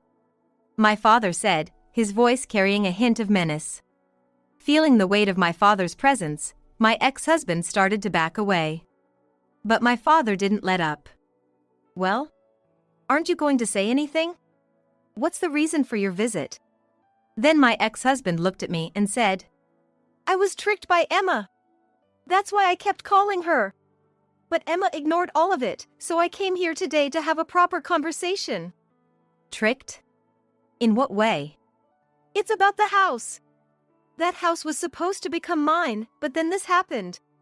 This happened. That incident was the reason behind my ex-husband's persistent calls and messages. That was actually a small act of resistance on my part. Yours? When did anyone ever say that? Sorry, but I've never said anything like that, and neither did my father. What? Are you kidding me? Didn't your father say I could live in that house when we got married? I haven't forgotten. To think someone could be so deluded. It was especially enough to claim such a thing in front of their father-in-law. You're way off. Dad only said it might be good for you to live there. Right, Dad? That's correct. I may have said you could live there, but I never said it was yours to have. Then, at least do something about them. Them, the reason he had been incessantly contacting me, and the house my father had allowed us to live in belonged to a friend of his. A friend? That intimidating-looking guy? He might look tough, but he's actually very kind once you get to know him. Tom has been a friend of my dad's for years, helping him start the company where my dad is the president. Tom has been a longtime friend of my father, and together they founded the company. My father serves as the president of this company, while Tom supports him as the vice president. You're kidding! Your father's the CEO? Why didn't you say anything sooner? Sorry, it slipped my mind with all the moving and other stuff going on. Dad was also quite busy back then, weren't you? Yes, at that time, we had a major deal going on, and things were hectic. I stayed here, and Tom handled things over there. He really helped me a lot. My father's company, involved in construction, has grown to the point where it receives requests from all over America. The client was based here, and Dad had to travel back and forth every day for the deal. It became too hard, so he moved back here for easier access to the deals, leaving Tom to manage things there. Then, that house is... As I've said before, it's not yours. The house was given to us under the condition we manage it. If Tom is coming back, that means you have to leave. Upon hearing the truth, my ex-husband's face turned pale, and he bit his hand in shock. No way! I told my boss and my colleagues that my house is a high-rise condo. That it was mine. Now what? That's something you did on your own. I have nothing to do with it. You'll have to figure it out yourself. My ex-husband had misunderstood that he had been given the house by my father. His self-serving interpretation of the situation had led to this pitiful outcome. How pity. It was then that his phone rang. Glancing at the screen, my ex-husband screamed and threw the phone away, collapsing onto the sofa and muttering incoherently. And he was collapsing onto the sofa and muttering incoherently. Picking up the phone, I saw the call was from his boss. And there were messages from colleagues as well. We're at your house right now. They're saying this isn't Ryan's house. I'll call you, so please answer. Almost immediately, another call came in. I tried to hand the phone to my ex-husband, but he buried his face in the sofa, mumbling unintelligibly, motionless. Driven by his pride, my ex-husband had always tried to present himself in the best light. He would spend his monthly salary on treating others, trying to convince everyone he was wealthy. This incident exposed his true self, leading to a breakdown of his character. I forcibly took my motionless ex-husband to the car and drove him to meet his colleagues. Seeing him in this state, they were speechless, recognizing a side of him they had never seen before. Perhaps out of fear, they ran away. Afterward, my ex-husband was laid off from his job. The company had deemed there was no hope for his return and decided to let him go. He's now back at his parents' home, recuperating. Despite our divorce, there's still the matter of money he owes me. Currently unable to work, his parents have covered his debts, tearfully apologizing to me. While it left me with mixed feelings, that's just how things are. I hope my ex-husband can repay the kindness his parents have shown him. As for me, here are the documents for the next deal. Thank you. But this makes things difficult. If you keep saying that, we'll fail the next deal. You need to focus. Good grief, I sure have got myself some employee. I've since joined my father's company and am living a fulfilled life, very different from before. Balancing housework and my job is challenging, but it's nothing compared to what I went through before. My name is Olivia Smith, and I'm 32 years old. I'm a working wife, juggling my job with household chores. My husband James is also employed, and we got married 3 years ago but haven't been able to have children yet. Because of this, we recently visited an OB/GYN, where both of us underwent tests. It turned out that I have a condition making it difficult for me to conceive. Since then, I've been trying to balance work and housework while starting fertility treatments. However, James hasn't been supportive. Hey, isn't dinner ready yet? I'm starving here. It's a failure as a wife not to have dinner ready when your husband gets home. As soon as James comes home from work, he starts complaining. It can't be helped, I just got home from work too. James, don't just leave everything to me, help out with the chores sometimes. Huh? Why should I? I'm the breadwinner here. Besides, chores are a woman's job. Don't try to push them onto me. If you've got time to complain, get dinner made. Stuck in his old ways, James demands that I make dinner. He's always like this. In this day and age, chores should be shared between spouses, you know? If all you're gonna do is watch TV when you get home, the least you could do is help out a little. Oh, forget it. I didn't think you were so incapable of handling chores. If you don't feel like making dinner, I'll just eat out. I won't be back until morning, so just get yourself something. What? You're gonna spend the night at the bar again? It's bad for your health and a waste of money. I've told you to stop. He's always been fond of alcohol and gambling, and used to go out on his days off. But lately, he's started visiting bars even on weekdays after work. Yet, James doesn't listen to a word I say and goes out anyway. The next day, he leaves for work without a word, as if nothing happened. I sigh deeply, feeling despair in our marriage. A few days later, on a day off for both of us, James was unusually at home watching TV. He still didn't help with the chores, but for a moment, I felt happy. Suddenly, the doorbell rang, so I rushed to open the door. There stood Gianna Smith, my mother-in-law. "Oh, it's you, Gianna, you're here today, too." "Well, hello, Olivia. You seem rather troubled to see me." "Well, never mind." Saying so, Gianna briskly walked into the house, heading for the living room where James was. "James, I came for a visit. Are you doing well? Are you getting your meals properly?" "Mom?" "What, you came again today? You don't need to come so often." "Oh, both of you with your again today. Don't treat your mother like a nuisance, please. And besides, the last time I came was 3 days ago. I'm just checking in because I'm looking forward to having grandchildren, but it's been so long." Despite her sarcasm, Gianna smiles elegantly. She lives alone in a house not too far from ours. Perhaps because she's so eager for grandchildren, she's been coming over to check on us more frequently. "So, when are you going to give me grandchildren, Olivia? Ever since my husband passed away, that's all I've been looking forward to. If this keeps up, you won't be able to have children because of your age. Before you finish your duty as a woman, let me see my grandchild's face soon." Yes, of course. I also want to have a child soon. I'm really trying right now." "Then hurry up.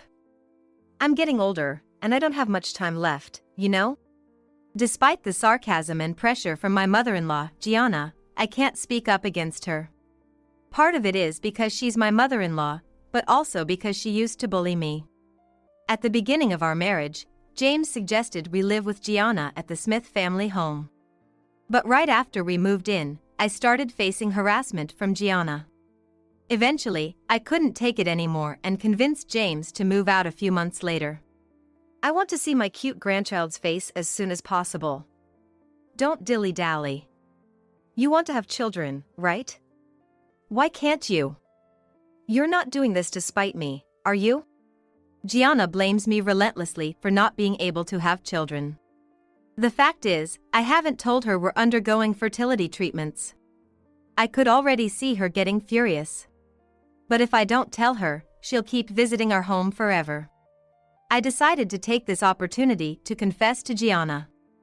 "Gianna, actually, I'm undergoing fertility treatment. I have a condition that makes it difficult for me to conceive." "What did you say? What did you just say?" Gianna suddenly became furious, as if she turned into a different person. "I never thought you'd be so useless. Unbelievable. Shame on you for being a woman." I lowered my head in fear as she yelled at me. Then, Gianna turned to James and began to say something outrageous. "James, find a mistress. A wife who can't show me my grandchild's face is useless." "What?" I was shocked and my eyes went wide. But this was just the beginning. James then revealed something even more shocking. "Okay. But actually, I already have a mistress. Olivia couldn't have children, and she tried to push the chores onto me. So, I got a mistress a few months ago." "What?" I was stunned by James' bold confession. "Wait a minute. You cheated on me for that reason, while I was working hard on treatment and juggling work and chores. Unbelievable. Good for you. Divorce Olivia right now and marry your mistress. I'm so proud of my excellent son. Finally, I'll get to see my grandchild's face. That's the plan. Sorry to keep you waiting, Mom. So, Olivia, divorce me." "No, Why should I divorce you for such an unreasonable reason? James. Cheating on me, that's terrible. You betrayed me. Stop whining. Just sign the divorce papers now. I've had them prepared for a while. Sign here. He went to his room, came back with the divorce papers, and thrust them in front of me. Of course, I refused, but James restrained me. Gianna forced a pen into my right hand and made me sign the divorce papers against my will. There, that's done. Now, James just has to sign, and the divorce will be final. All right, let's go to the city hall. We'll sign there and submit it right away. Olivia, this is goodbye. It was short, but well, it wasn't too bad. I'll submit this, and you better have packed your bags and left by the time I get back. Saying this, James and Gianna happily left the house with the divorce papers. I was in shock and couldn't move for a while. But since they told me to leave the house, I started packing my things first.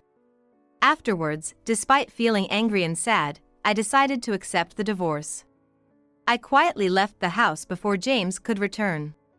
About 5 years later, I had fully recovered and was enjoying my life. Today, I decided to visit a newly opened shopping mall to do some shopping in the afternoon. Standing in a corner of the large store, 2 people suddenly appeared in front of me. They were the last people I thought I'd ever see again. Olivia. Is that you, Olivia? Wow, it's been a long time. Oh, isn't that Olivia? Long time no see. You look surprisingly well. Still leading a sad life without children? The people were my ex-husband James and his mother, Gianna. Long time no see. I'm glad you're doing well. As for me, I'm enjoying a happy life. James seems pretty miserable though. Anything happen? No, it's just nothing. He's just a bit tired. More importantly, it seems like you're enjoying your single life. It's really tragic that you can't experience the joy of being a woman. Good for you for seeming happy. She continued to look down on me unabashed. You know, we left things on bad terms, do you remember? I'm surprised you can just come up and talk to me like this. Well, yes. But we intended to part on good terms, didn't we? Seems like you're the only one holding on to any bitterness. Tough for you. We've been living peacefully without a care in the world. Right, James? Yeah, sure. James didn't seem convinced. Olivia, you're still single, right? Good to see you're not looking haggard. You must be happy, but I guess it's lonely without me suddenly gone. If you ever need anything, feel free to get in touch, okay? What? Why are you saying this all of a sudden? James, what are you talking about? You don't need to worry about her. Just leave this useless woman alone. You can't have kids, can't get married, it's a bit pitiful, really. I felt odd hearing James being kind after so long. Though his attitude intrigued me, it was no longer my concern. Could you, maybe go somewhere else? I'm waiting for someone, and they should be here any minute. That's when I wanted to leave the situation behind. Mommy! Olivia. Sorry to keep you waiting. I made sure to buy everything we forgot. A girl and a man were running towards me from behind, calling out to me. James and Gianna were stunned, unable to grasp the situation. Olivia, who are these people? Friends or something? That girl just called you Mom, didn't she? Wait, surely not. Yes, this is my new husband, Luca, and our 4-year-old daughter. After divorcing James, I quickly remarried and had her. Isn't she adorable? What? A new husband and daughter? What's going on here? James and Gianna were shocked and started panicking. Actually, after the divorce, I married my coworker Luca. Olivia, you said you were single. I can't believe you remarried. Why did you lie? I never said I was single. Maybe that's just something you misunderstood on your own. I can't believe it. You were supposed to be infertile. I get it, they must be adopted or stepchildren, right? That's the only explanation. Actually, I just have a condition that makes it hard to conceive, and she's neither a stepchild nor adopted. After you forced me into that divorce, I became emotionally weak. I went back to my parents' house, took time off work, and shut myself in for a while. But then, one day, Luca came to my parents' house. He looked after me until I recovered. Luca visited my parents' house whenever he had time while I was recovering, offering me encouragement. Thanks to him, I quickly got better and regained my spirits. He then confessed to me that he wanted me to be in a relationship with him on the premise of marriage. It turns out he had liked me for a while. Moved by his earnest support, I started to feel the same way and accepted his proposal. A few months later, we got married, and, fortunately, we were blessed with a daughter that year. By the way, we had our daughter before we got married. It was so easy to get pregnant, it was like we had no idea we were going through fertility treatments. I wonder if she really didn't want James to be her father? I knew Olivia had difficulties conceiving, but I was so happy we could welcome a new family member so soon. Luca and I shared a shy laugh together. Perhaps unable to stand our happiness, James showed his true colors. That's unbelievable. There must be some mistake. You couldn't have children at all when you were married to me. There's no way you could get pregnant so soon after remarrying. And before getting married, that timing is too perfect. That daughter must be mine, right? You must have been pregnant before we divorced. It has to be true. Is that true? She does look a bit like James. Why did you hide it? If you were pregnant, I would have never let you divorce him. Suddenly faced with their absurd claims, I was taken aback. Please don't jump to conclusions. And stop bringing up the past in front of Luca. Our daughter is undoubtedly Luca's and mine. Why are you so desperate? James hung his head and began to explain. Actually, after we divorced, I tried to remarry my mistress right away. But she was only with me for my money. Once she found out I was nearly broke from gambling, she disappeared. Without a partner and pressured by my mother who desperately wants grandchildren. I've been searching for someone. But I haven't found anyone. He said that even after his mistress ran away, he tried hard to find someone else. It seems his liking for gambling and alcohol made it difficult for him to maintain any relationships. As he got older and less attractive, James started to panic.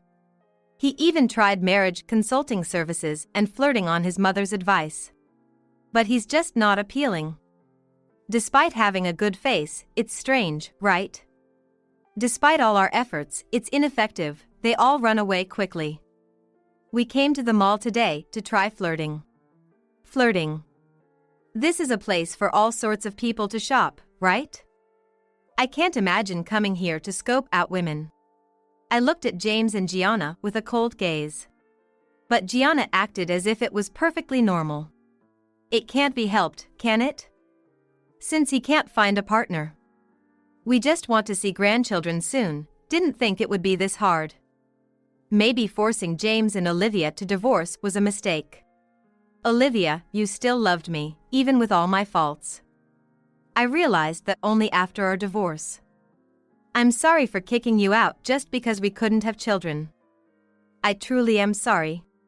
James expressed regret for letting me go and seemed genuinely remorseful.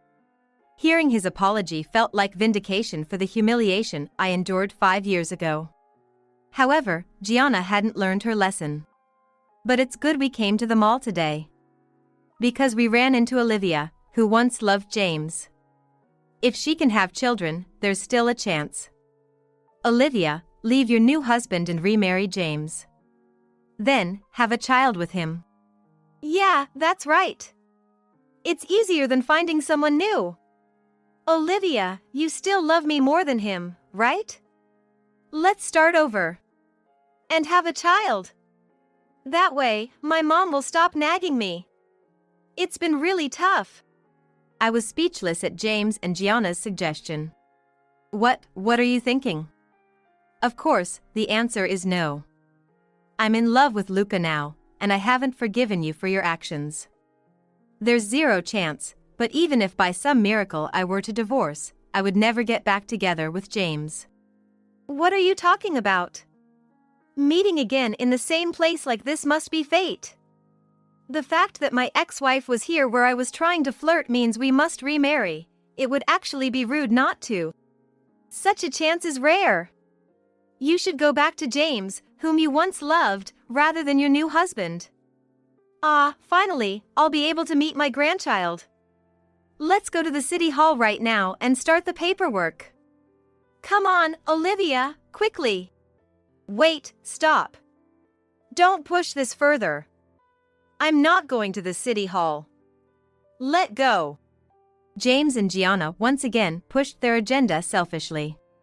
And as they tried to drag me to the city hall by force, it was clear they were driven not by love, but by their desire for children. Remembering the humiliation I suffered in the past, anger surged within me, and I trembled. And so, I decided to execute a plan for revenge against them. After seeing James and Gianna's attitudes, I've made up my mind. I've been reluctant because I really didn't want to see you again, but soon I'll be asking for compensation through a lawyer. What? Huh? James and Gianna were shocked. Compensation? For what? Don't tell me, it's about the affair? What's going on all of a sudden? You can't just demand compensation without any evidence. Don't scare an old woman like that. You found out about James's affair right before you divorced, didn't you? You shouldn't have any evidence. No, I've been keeping evidence of the affair safe. I didn't say anything, but I had my suspicions about James's infidelity for a while. I intentionally kept silent, waiting for the right moment to confront him. And that moment is now. By the way, I also have evidence of your harassment, Gianna. What? How did you get such evidence? Actually, I had been suspicious of James's infidelity while we were undergoing fertility treatments. James had been sneaking out not just for work or gambling. At that time, by chance, I had a day off from work, so I followed him. As a result, I witnessed James on a date, looking cozy with a woman who seemed to be his mistress. I continued to follow them and captured photos and videos. These pieces of evidence are still safely stored in my room.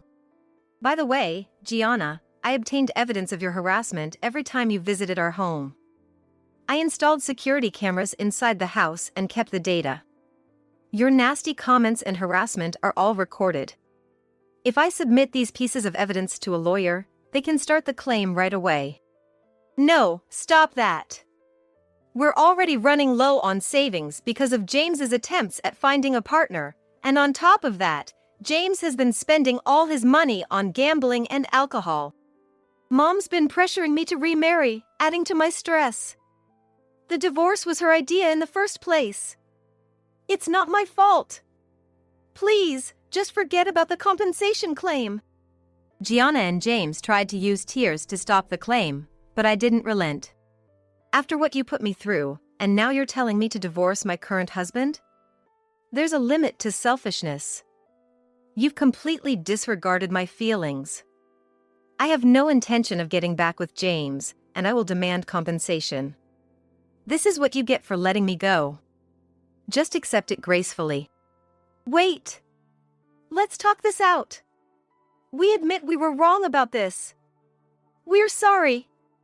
We're offering you a chance to remarry James as an apology. Let's reconcile and start over.